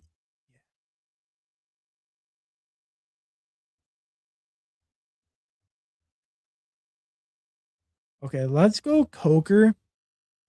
The reason we're going Coker there, I'm gonna double up the Panthers to try to get Bryce Young back. Since I did go a little bit cheaper with my second QB, just at Cam Ward on stacked. So someone might be mad about that. Probably memory LN. But that's fine. I don't know that guy. So and maybe not. He has 3 QBs already, and he took Dak at 64. So he knew what he was doing. He got his QBs locked up. Probably not mad about the Cam Ward snipe. So we're all good there. Hopefully I get Bryce Young back now that I double stacked him. I think that feels okay there. I spent up on a tight end, so I'm going to push my second tight end a little bit more. I do like Dallas Goddard a lot, but I think since I spent up on Kraft, I should push it a little bit more and then try to like make a move that locks up that Bryce Young. We'll see. I mean, hey, if you guys want to snipe me on Bryce Young, go for it. I'm not going to be too mad about it. If you got to lock up the Bryce Young QB, go for it. But makes it a little bit less enticing to the rest of the room, right? If someone could have taken Jalen Coker like somewhere out here, like this guy with 1 QB, right? If he could have got Coker instead of Shaheed, that just makes it an easy stack for him. So makes it a little bit less enticing to people to take the unstacked Bryce Young. Feels a little bit grosser. So hopefully that fends some people off from it. But if not, Cam Ward, Jordan Love, that's not even that bad. So I'm not too worried. Chuba Snipe hurt me deeply. Yeah, that's your boy. Zero fucks. Big Chuba Hubbard guy. Big Chuba Hubbard guy. What's up, Hartman? Frenchie Superflex is dope.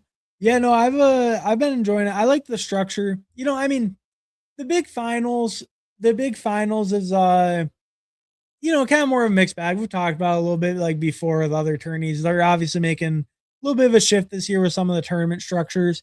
But yeah, really happy seeing a Superflex in the lobby. And then I kind of do like the week 17 thing. That's we started with the Superflex and I did like Drake May, then pulled up Knicks and did like a really big New England Denver thing. So I think that's kind of a strategy I'm going to do with my like 2 entries is try to build out like big week 17 game stacks. Even, in general, that's not a bad idea, but I think I'm going to focus on the week 17 a little bit more in this. I think you could argue too, you could maybe go a little bit away from the general, like super heavy running back since it is a 4 out of 12, 1 out of 2, 1 out of 2. So, you could deprioritize running back a little bit, try to do something like that. Go like a little bit lower advancement rate build, something like that. But yeah, I like it. I like it quite a bit. I like the the structure is a little bit more forgiving, so you can try it a little bit more. And then I think in Superflex, you can try to do like QB stacks in the final, stuff like that. But just seeing another Superflex always good to see if you enjoy them. And I enjoy them, so always good for me to see. I just know not everyone enjoys them. Thanks for RJ back. Hey, no problem, no problem. All years, my brother. All right, we got J.K. Dobbins. We got the real RB1, so we're good. All right, I would definitely go Tyjae Bryce Young. Yeah, I think that's Juwan Johnson's kind of intriguing as well. I think it makes more sense to just wait on tight end. I have Tucker Kraft. I just wait on tight end. I don't need to get Juwan. I do think he's I think he's a pretty good pick, and I am a little underweight. am overweight Bryce Young, unfortunately, but I did double stack him, so that kind of locked me into the old Bryce Young right there. We stacked him up with Tet and Coker.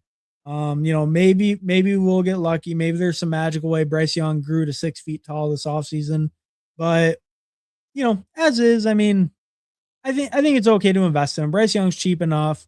We were already invested in Tet, so then we added on the Coker and then get Bryce. I think that feels fine there. Lock up the double. That feels good. Smashing that like. Hey, appreciate it, Game Tight. And if you're watching, if you're enjoying the content, you haven't already, please smash the like down below. Hit subscribe. Always appreciate it. But I always appreciate you guys stopping by, chatting, drafting. Always a good time. Consider Mayor safe. Okay, Zero's not taking Mayor this time. All right. Good to know. I was planning on pulling him up in the 17th in case I had to. Surely there's no way Josh plus Marv can outscore Tet plus JD5. Surely there's no way Josh plus Marv can outscore Tet plus JD5. Yeah, no, I mean, hey, they definitely could. But also vice versa, right? And I think Tet's a lot safer than Marv.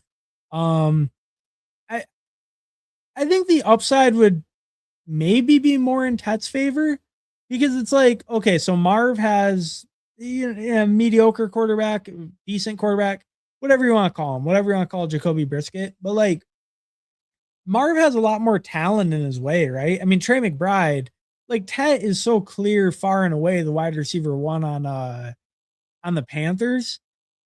And Marv, they're bringing in all that running competition. It's like, I don't know, like obviously that's why he goes 3 rounds later. That's why Marv goes later.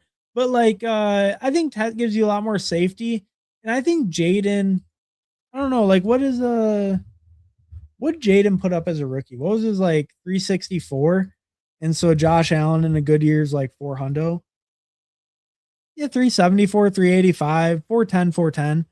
Maybe he gets closer to that 400 number again this year. Any given year he could, right? If the variance goes a little bit more in his favor, touchdown wise.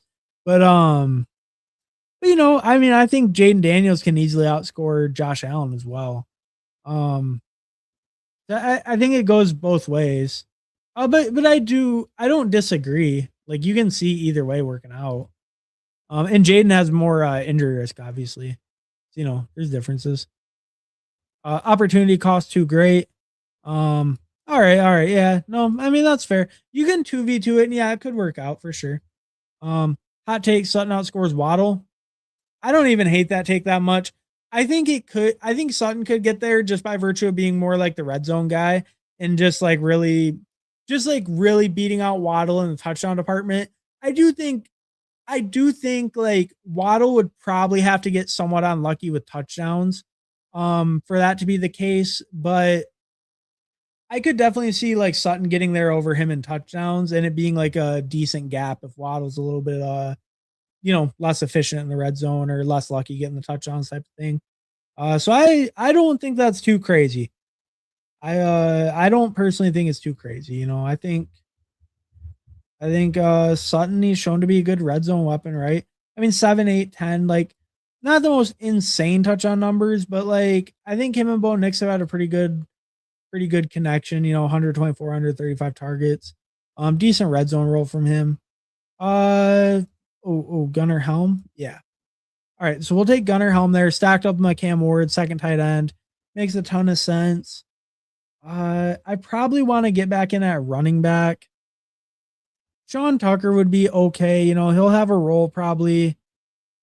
How much of a role? Hard to say. But when people get hurt on the Buccaneers, Sean Tucker often will have a blow up week. So we'll take Sean Tucker as my RB5. I think that feels fine. Just another contingent bet, just a guy who maybe gets on the field some as a goal line guy, kind of we'll see what his usage is at, but should get on the field some. And then I think just has really good contingent upside, right? Has shown it before multiple times in previous years. When the other guys are out, he can really spike. He can really consolidate a lot of carries. Obviously, it's a little bit different backfield layout this year, but I think Sean Tucker gives you big injury contingent upside and maybe some goal line work just in general. What about Waddle Sutton double stacks? I think that could be all right. I don't know if it's probably cheap enough, and I like Bo Nix enough. It's probably okay, but I don't know. It might be a little bit hard for him to get there. I guess it would really just be if you're like double stacking them. Yeah, I mean, it could maybe be okay because you're not paying like super premium on any of them. I don't know if they'll be like super high pass rate, but like it's probably cheap enough. You're probably fine. Yeah. I mean, you could double them. That'd be fine. Probably better than Bears double stacks at cost. Yeah. I mean, yeah, maybe since most of the time when you double them, you either got to take like Burden or Loveland in the fifth if you want to double them. Because you probably don't get like Burden or Loveland with Rome in the sixth, unless you pull Rome up. So yeah, because on the Bears too, you kind of got to pull someone up, or it's got to be Burden Loveland, and Burden feels like he's probably a little bit overpriced too. So you know, it makes it a little bit tough because yeah, the second Denver guy is a pretty good value. Um, I don't mind that call though. I don't totally disagree with that, even though I do kind of like the Bears. It's expensive. I don't blame you. Pretty decent reason to pass on Allen. Yeah, but and and like I showed too, I do have 8%. So like I'm not always passing on them. And sometimes in that spot I do click them. I'm running the Sims in my head, right? The Sims are always running. Just in this universe, it was not a Josh Allen team, unfortunately. But no, but I think he's a reasonable pick. I just mix it up a little. I don't know. He could have been a reasonable pick there. Sutton will beat out Waddle. I can see it. I can see it. Hey, and I mean, shout out Steve from Fanspeak. He was the first one. He was the first one to be saying these things, as far as I remember. But yeah, like I could see it too, just as being like Bo Nix's established target, and just having a pretty good red zone role in past years. He had really high like air yards, like was really used like pretty well a couple of years ago. So I don't know. I think Sutton is a pretty good value, and yeah, I could definitely see him like being out Waddle. Or like, here's the thing: he doesn't need to beat Waddle. If they're even close in points, then Sutton's a way better pick. If they're within 10 points of each other, 15 points of each other, then Sutton's a way better pick, right? So it's like he doesn't even need to beat out Waddle because their cost is so much different. So if he beats out Waddle, then I mean he's an insane value, right? All right, let's grab my favorite rookie pick, Katron Allen. Let's get it up to a nice around 30%. Should I grab? Yeah, I mean, Katron's fine. We'll let it take Katron. That's fine. And then it's probably a receiver. It should probably be a Houston receiver against my Green Bay. I like Jalen Knoll, I think, more than Tank Dell. Um, that might be wrong. I could see swinging more to Tank Dell later in summer, but I think right now I'm still going to lean with Jalen Knoll.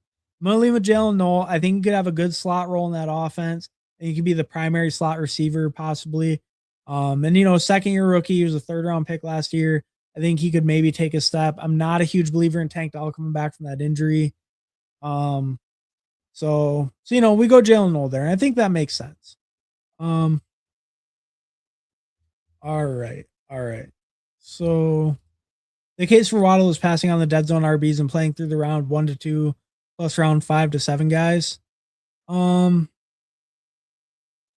Yeah, yeah. No, I mean, I guess dead zone RBs and playing through the round 1 to 2 plus round 5 to 7 guys. Yeah, yeah. I don't know if that's a case for Waddle though. I like the other receivers over him. Um, but I mean, like, I get it. Like, it's best ball. You got to pick guys that could spike, but like, that's not really a case for Waddle. Like, I know he's gonna spike, and like, I'm not under the illusion that he's never gonna have a good week, but I think he might be overpriced in a season long format. Obviously, yeah, like he could spike any week. Um, but yeah, I mean, he's worth mixing in here and there. I just think he's a little bit overpriced. Um, Adams over Waddle. I can see that. I'm a little bit on the fence for that one because obviously Puka's wide receiver 1, but Adams' touchdown role is so strong. I really like his red zone role so strong. Um, I'm like, to me, those two are like a coin flip. Adams and Waddle, they're like a coin flip to me. But I think Waddle obviously has more upside than Adams. Well, if Puka went down though, but without an injury, I think Waddle has more upside than Adams. I think it, that's probably pretty clearly has more upside than Adams. But I think he also has a lot more downside than Adams without injury. It's not like Waddle's the healthiest. He hasn't missed a ton of time, but like, I don't know. I think Waddle has a lot more downside and more upside as well. So he just has a higher range of outcomes. But I think Adams, like, a lot of times his upside is, I mean, he could be like wide receiver 10 again or something. So it's like Adams, his upside's not too limited either, I guess, especially in that offense. So yeah, I don't know. I might even be more with you. It might be Adams over Waddle as well. But I think they're at least like a coin flip. I used to be a Waddle hater, but I had to come to terms. Fair enough. Now I have a homie who isn't maxing, still my homie. Hell yeah, appreciate it, Zero. Hell yeah. Yeah, no, I just don't have that dog in me to max the puppies. I'm sorry. Could get Helm. We did get Helm. We locked up Helm, so that worked out pretty good. Paulino is the only reason I don't have 100% Trey Tucker. The only reason. Had to secure it. Hell yeah. Oh yeah, Paulino sniping zero on his Trey Tucker's favorite player. Probably couldn't afford him. Average after take McMillan, then Trey Ball. No take Trey, then McMillan. Hell yeah. Oh yeah. Glad to see you no Ball. Let me know when Bryce Young grows 8 inches. I will. But hey, at least like I was saying, his receivers are at least he's got to have the tallest receiver core in the league, right? I mean, who's the shortest receiver on that team even that's like relevant? Like Xavier Legette is a bum, but he's like 6'4". Het's like 6'4". I think Coker's like 6'2", 6'3". It's like they just stacked up all tall receivers. They're helping out Bryce Young. It might just work. Superflex best ball would throw my single QB mind way off, lol. Especially the 2 wide receiver, not 3 part. UD has done well making numerous types of contests. Yeah, no, I agree. And I mean, like I was saying, I've really got into the Superflex. I got like 110 now. But yeah, I really enjoy the Superflex. I like just being able to be like a little RB piggy, not worry about receivers. Love doing that. So, I've really been enjoying the Superflex. Yeah, the CLV balance out Trey first on McMillan fall. That worked out. Yeah. Trying to raise your average draft position on Trey respect. But brother, Pat Crane has 0% Josh Allen, so he's making the bet Josh plus Marv Roman BT Jr. outscores Tat plus JD 0% of the time. That's fair enough. Surely that's a good bet to make over 2,000, 3,000 drafts. Yeah, no, I mean, that's a little wild. But hey, I will say in a vacuum, in a world where in a vacuum, Josh Allen is just overpriced, right? He goes higher than he should. It's a bad value, but it's just like, that's not how best ball works, right? Like, if Josh Allen dropped 50 in week 15, it's over. You can say that he shouldn't have went there all you want, but unless my lad McConkey's counteracting him, more like unless my Ted is counteracting him with his own like 30 or something, you're probably just fucked if Josh Allen puts up that 50. So yeah, right. I mean, yeah, I kind of agree with the point. I don't really get full zeroing him. I think especially with how consistently just amazing he is, right? There's no question with Josh Allen. Like, he's overpriced, but he's the QB1 every year. QB1 or 2. He hasn't been worse than 7 years. It's like, you can't deny the man. Josh Allen is the QB1 in fantasy. Trey Tucker always live for 30-point game. Hell yeah. Did it just last year. Trey and Sean, the Spike Week GOATs. They might just be the Spike Week GOATs. Fun little story about Sean Tucker. I was in a 16-man league last year. I picked him up the week Bucky went down, I think it was. Or I don't know, someone was out, but it was the week he dropped that 30 ball. And that was pretty fantastic. I ended up winning that week. I dropped like 70 points in my total lineup. Sean Tucker was 30 something of them. It was great. A 16-man league. My lineup was garbage. I think I had some bye weeks even too. So it was like Sean Tucker, RB2, and he just went off. Also, Tucker Craft is a Tucker thing. Hey, it might be Tucker correlation. Trey, Sean, Tucker Craft. Crazy. Wow, got Mayor back. Yeah, I wouldn't be as shocked about getting Mayor back. I was drafting at 2. All right, we'll check it out.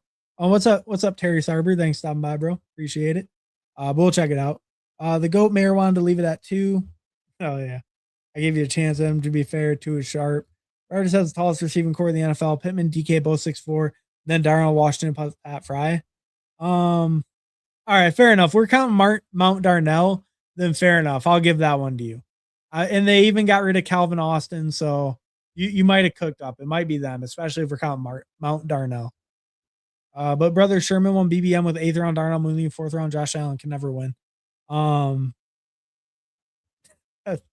Yeah, that's true. We solved the game. Yeah, no, hey, that is facts. We have solved the game. The game is beatable, as David Kitchen would say. Zero Fox alley hoop TTs all year. End zone fades. Anyone in SoCal, there's gonna be a SpaceX launch in 5 minutes. Oh yeah, that's sick.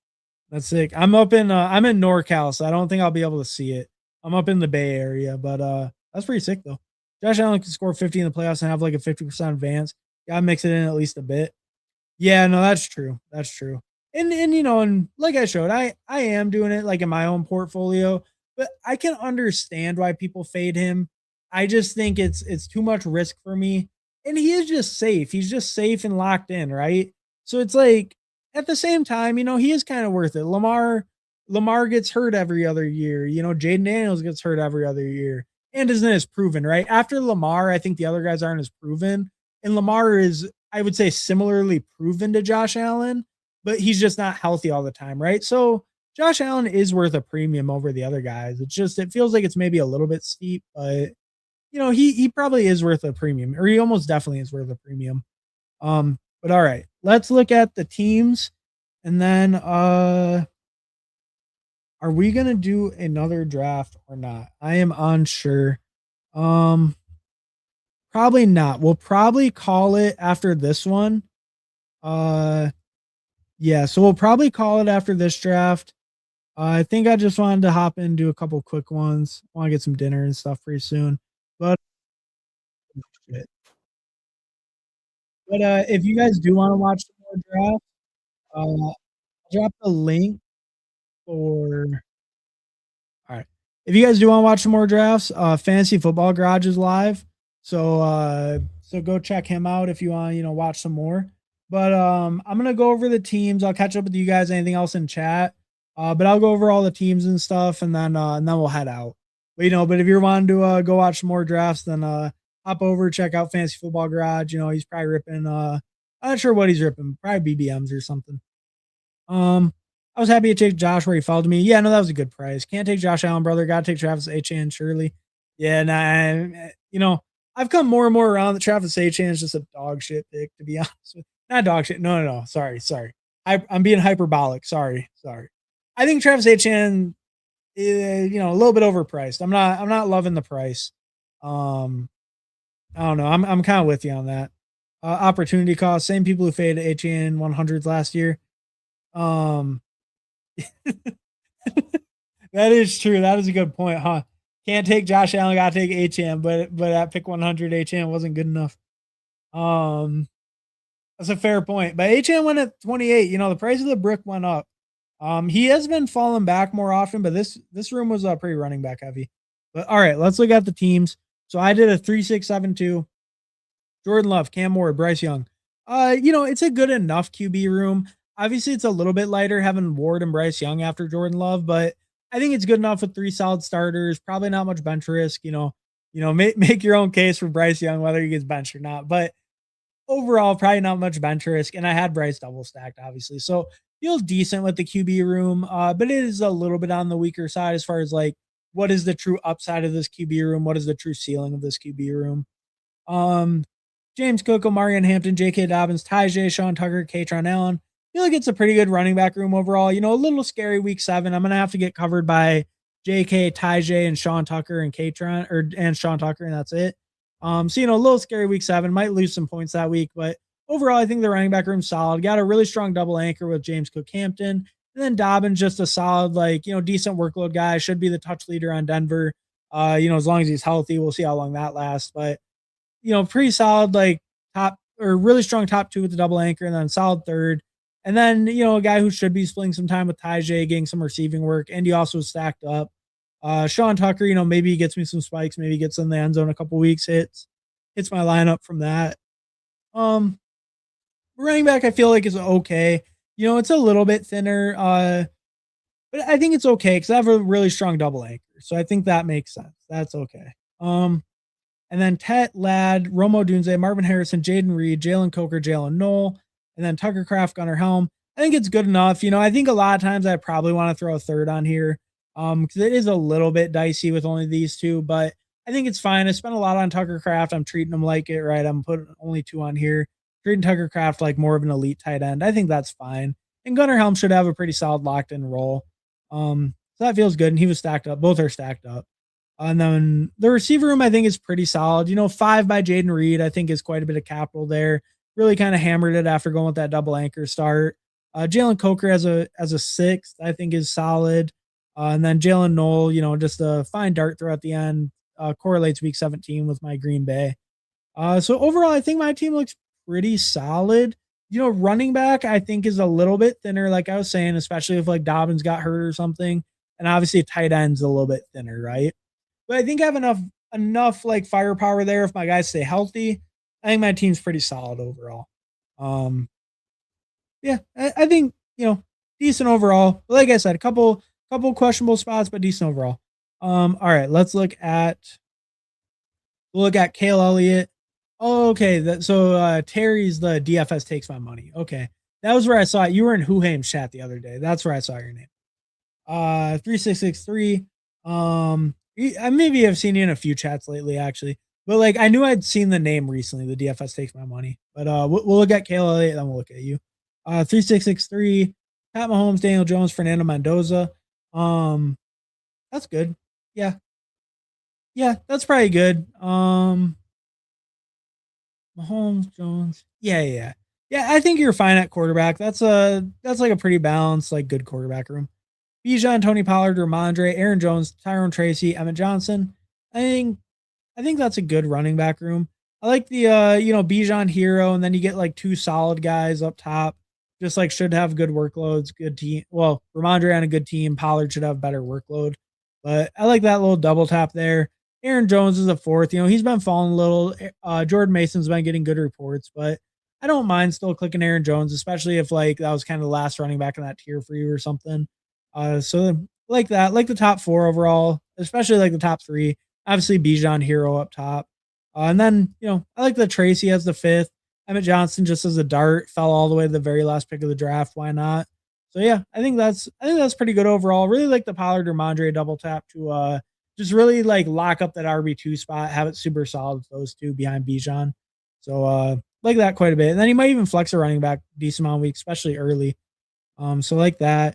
Devonta Smith, Rashi Rice, Luther Burden, Devontae Adams, Xavier Worthy, Calvin Ridley. So you start with like four straight, or not four straight because you got Bijan, but like four right after that. And then Worthy, Ridley, Kelsey, Schultz, Otten.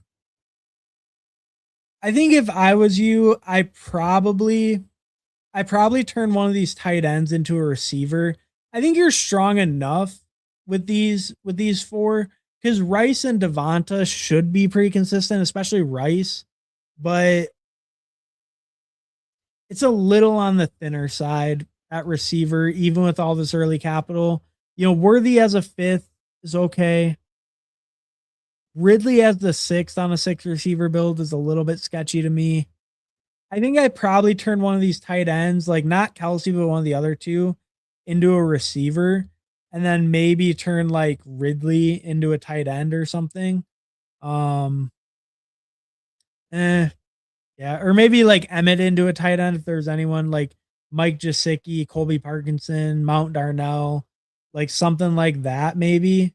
I think overall it's okay though. I just think receiver is a little concerning to me. But I think overall it's like it's fine. And your top four are pretty strong. Like if Burden really hits, you're probably good. But it's just a little on the thinner side at receiver to me. I think overall, like the rest of the team looks pretty solid. So I don't know. I like it overall. And it definitely could be strong enough at receiver. But yeah, I like it overall. I like how you constructed it overall. Yeah, the receiver worries me just a touch. Okay, DFS takes my money. Also 3663. So Jalen Hurts, Brock Purdy, Aaron Rodgers, good QB room, like that a lot. Jahmyr Gibbs, Jeremiah Love, DeAndre Swift, Chris Rodriguez, Alvin Kamara, George Talani. So really like the top three, like super strong running back room there, right? Because you have Gibbs and Love locking down your 1 and 2 spot, and then Swift hopefully hitting your flex often. Maybe Swift's hitting your RB2 spot more often over Love, like early or something, but whatever. 3 strong RBs. Hopefully one of them's hitting your flex every week. And then you get C-Rod as your fourth, which I like. Just a guy who could have that goal line role in Jacksonville, could be splitting work with Tootin, but just good offense, good backfield. Just could have like a decent split time role in that backfield, and it's a good offense. So I like that as your fourth. Alvin Kamara, George Talani. I don't mind those as dart throws. Pulled up Kamara a decent amount. It's probably fine. Your running backs are really strong before that, so I don't know if you really needed to pull them up, but it's fine to take those two. I think you could have stopped at 5 though very easily with the strength of especially the top 3, but even Rodriguez as the fourth is pretty good. So I think you definitely could have stopped at 5, but 6 is fine as late as they went. And then Nico, Mike Evans, DK, Godwin, Wandale, Boston, Strange, Freiermuth, Stowers. Tight end's fine. I probably am taking one of these running backs, especially one of these running backs at the end at least, and putting at receiver. I think your receiver room, it's kind of similar to like the last one we looked at, like where you kind of hammered it out in the middle. You took a little bit longer breaks in between some of them. I think it's serviceable. I like the Godwin and Wandale as your 4 and 5, just kind of safer guys. I do like that. I love Nico, like Mike Evans. I just think like any injury, like to Mike Evans or anyone, and then your floor is probably really hurting. It's a little bit thinner than I would like at receiver. It's okay. It's okay. Yeah, cuz I mean, I don't know, 4 by Godwin's okay.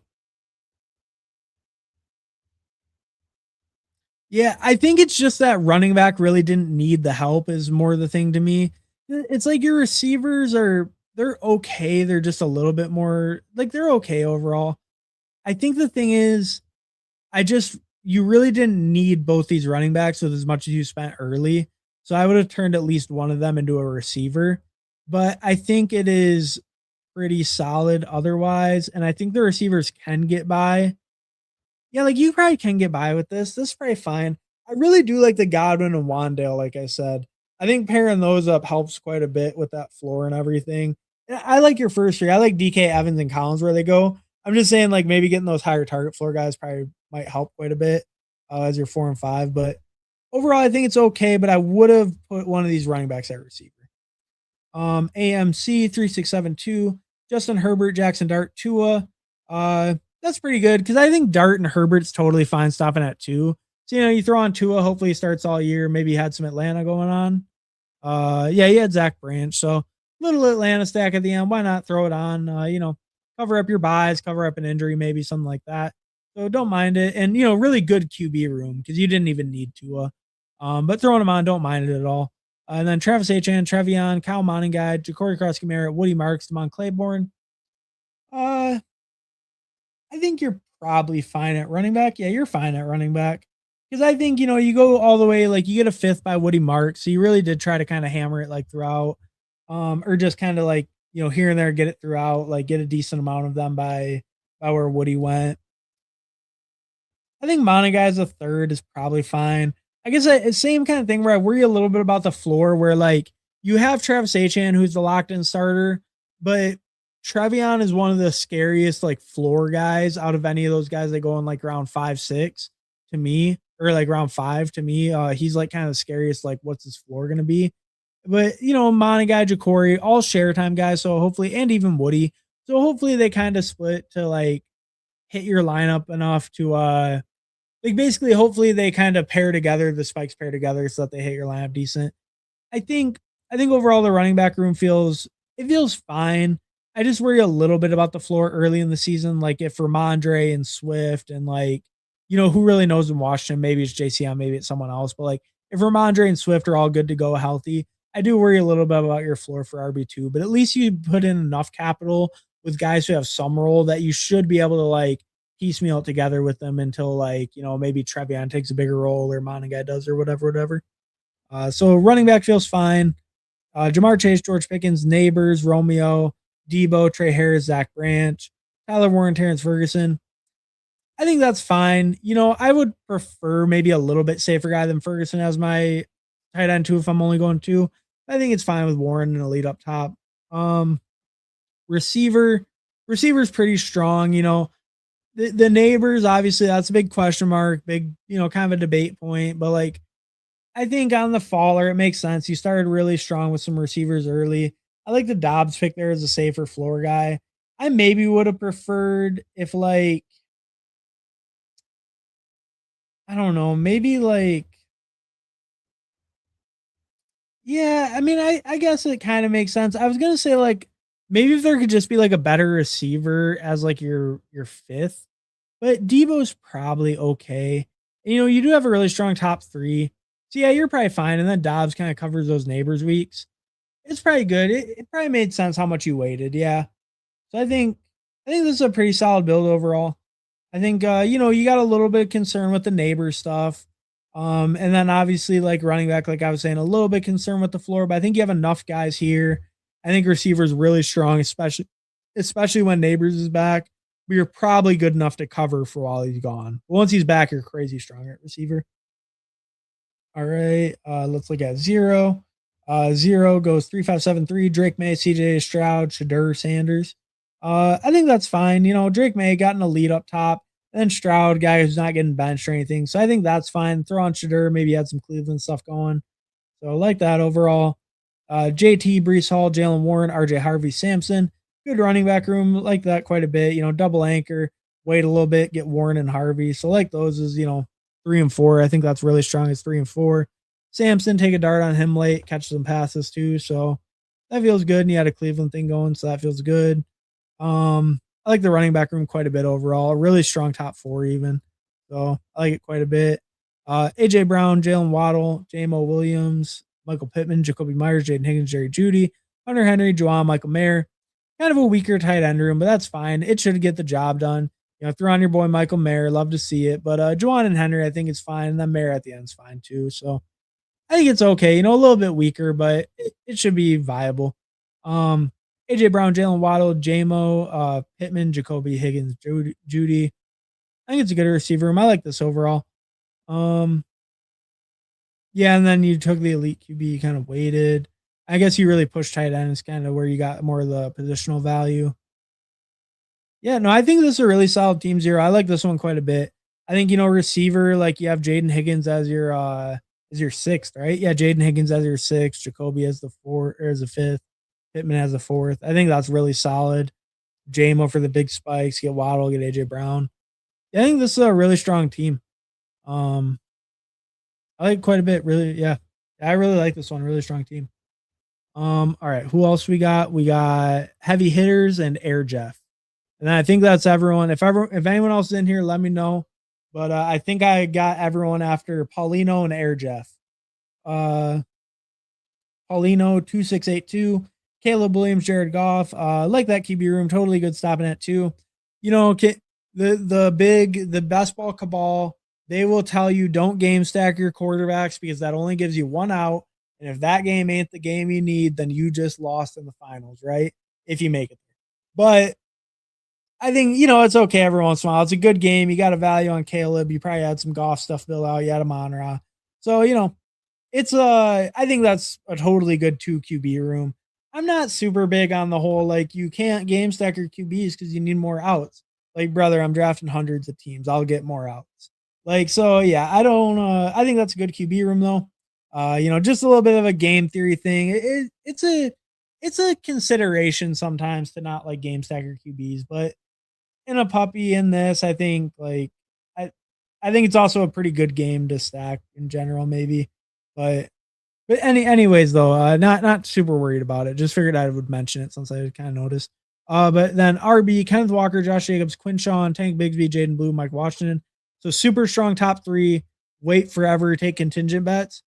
I think that's a fine strategy. I think if all your guys are healthy, you could very realistically have like 2 running backs hitting and then 1 hitting your flex. I think that's very realistic. And then you have like, high upside, hopefully like pretty locked in RB2s behind them. I think that's a solid way to build it. I like that overall. Really strong top 3 and then just, yeah, solid RB2s, hopefully locked in. Hopefully for the most part on good offenses with Dallas and Philly, maybe even Las Vegas. But yeah, I like that quite a bit with the running back room. Receiver, Amon-Ra, Tyson, Jordan Addison, Khalil Shakir, Trey Tucker, Jalen McMillan. Receiver, this is definitely a Khalil Shakir ass build. Like this is a build I would even take Khalil Shakir. Receiver, let's see, tight end. Okay, Trey McBride, Kyle Pitts. That makes more sense. Trey McBride, Kyle Pitts. So insano tight end room. Actually like that too. And then yeah, you picked your tight ends and quarterbacks kind of all in this range. And not all in this range, but like you picked a lot in that range. I kind of see that. Okay. I think a receiver obviously ended up a little bit thin. I think we know that. But a decent top 3. Addison as your third is a little bit scary, right? Not super safe. Same thing with Tyson. At least you got the peak of consistency with Amon-Ra. I think you're gonna need some of these guys to hit, but at least you got guys who could have big weeks, could spike. Khalil Shakir will cover the floor for him. But a lot of these guys could spike any given week. Jordan Addison, Tyson. And Tyson, I mean, first round pick receiver, he could even have a huge breakout and be the solid wide receiver 2 you need. But yeah, I think receiver feels a little shaky, but the other 3 positions all feel really good. But receiver does feel kind of shaky. So, but maybe Shakir gives you just enough floor to get by. And these other guys are spiking hard. So, I can see how it gets there, but feels a little shaky at receiver. Other positions all feel good though. Air Jeff, 2583, Josh Allen, Kyler Murray. Good 2 QB room, like that quite a bit.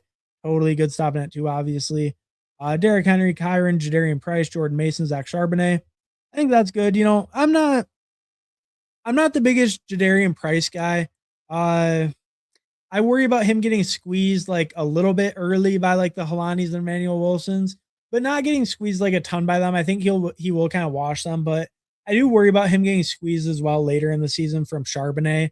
I do also worry about him like in the passing game from Halani because Jadarian Price, it's like he might be a decent pass catcher, but he's just not as proven even as a prospect.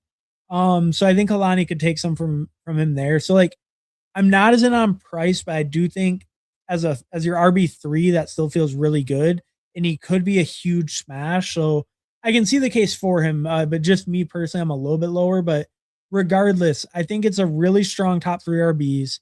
And then I really like Mason as the 4th as well. And especially lately, you pull him up a little bit. He's been getting the really good report. So I don't mind that. Throw on Charbonnet, actually. Okay, so I don't mind that play. Throw on Charbonnet behind the Price. Price gets you there. If Charbonnet does come back and is looking good, then you have him. If he ends up, being more like a normal ACL tear and doesn't come back super early, then you got Price still ripping. So I don't mind that play of taking Charbonnet late. Not something I do a ton, but I don't mind it. I think it's okay. And you had a really strong 4. So I think it can make sense as your 5th to just lock up even more like safety in that backfield that you think can be really high, like upside as a whole, like backfield, right? Like you want the starter in Seattle most likely. So I think it makes sense trying to lock it up when you kind of add a little bit of that luxury of like having 4 guys you feel pretty comfortable with. And then Jefferson, DJ Moore, Sutton, Diggs, Juwan, Malik Washington, AD Mitchell, Keon Coleman, Laporta, Kincaid, and Joku. I think receivers kind of pushing it.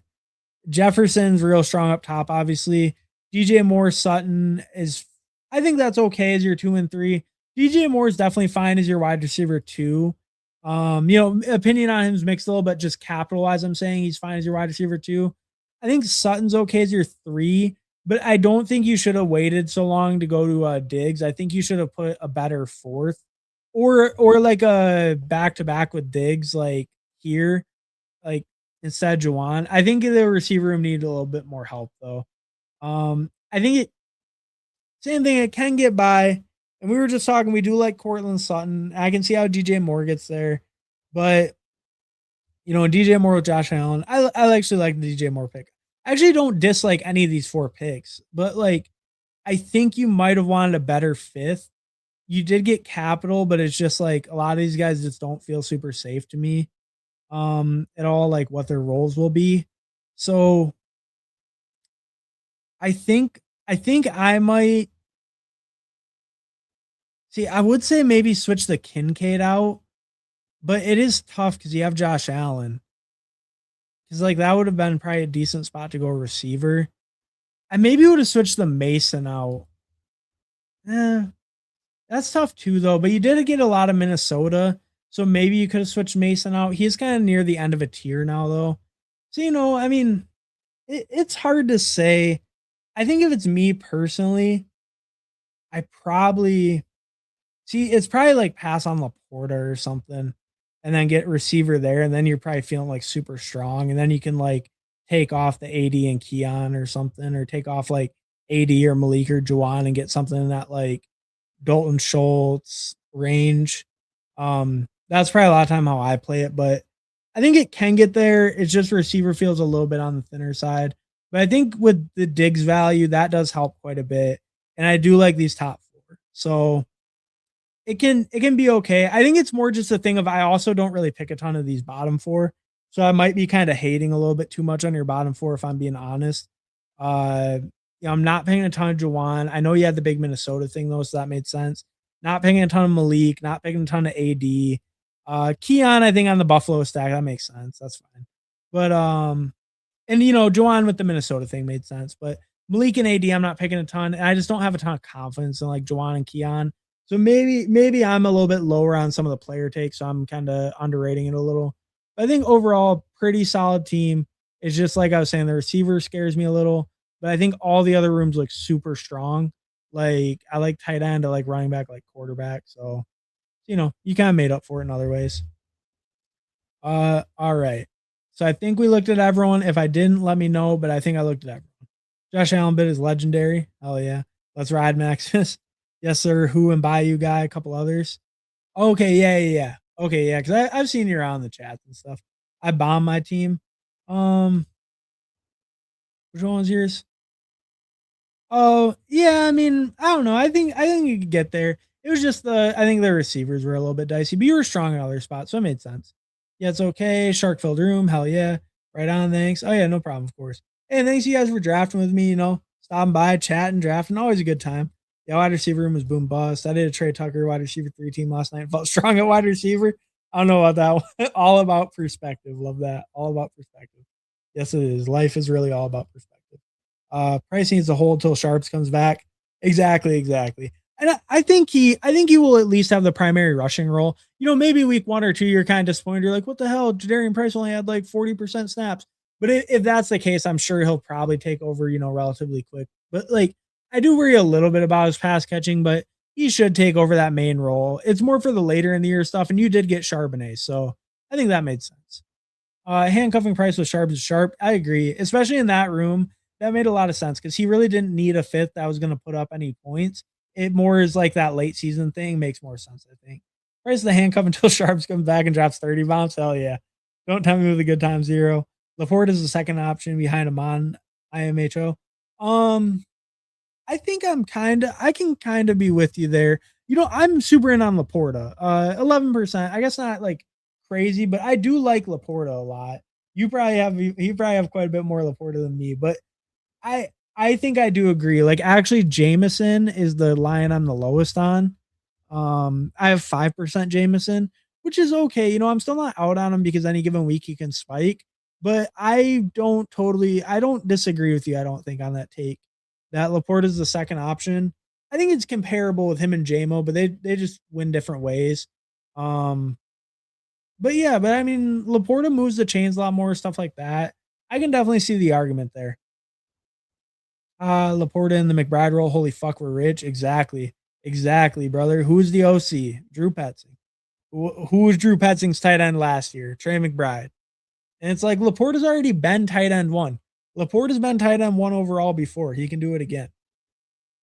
It's a quick side note. George Kittle did beat him in points per game, so don't correct me.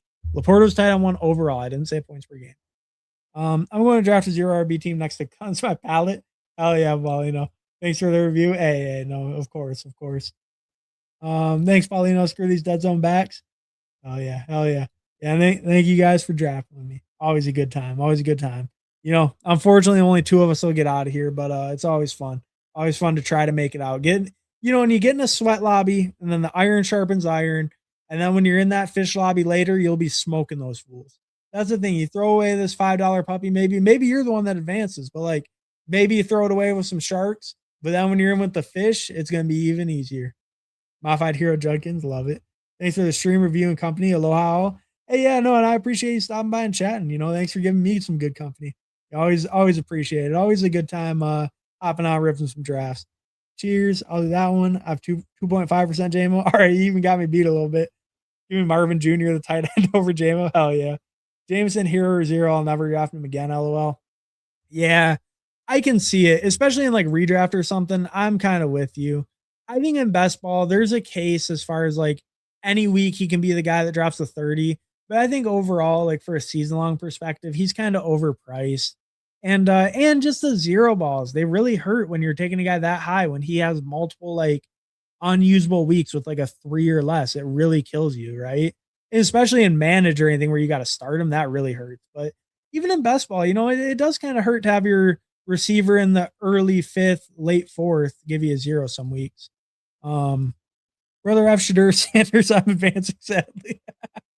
That's a good point, Zero. The Shadur team is advancing. But that's a good point. It's just so funny to see Shadur's name. Wrists up. Hell yeah. Hell yeah. Wish I had a watch on. Do I have a watch on my desk?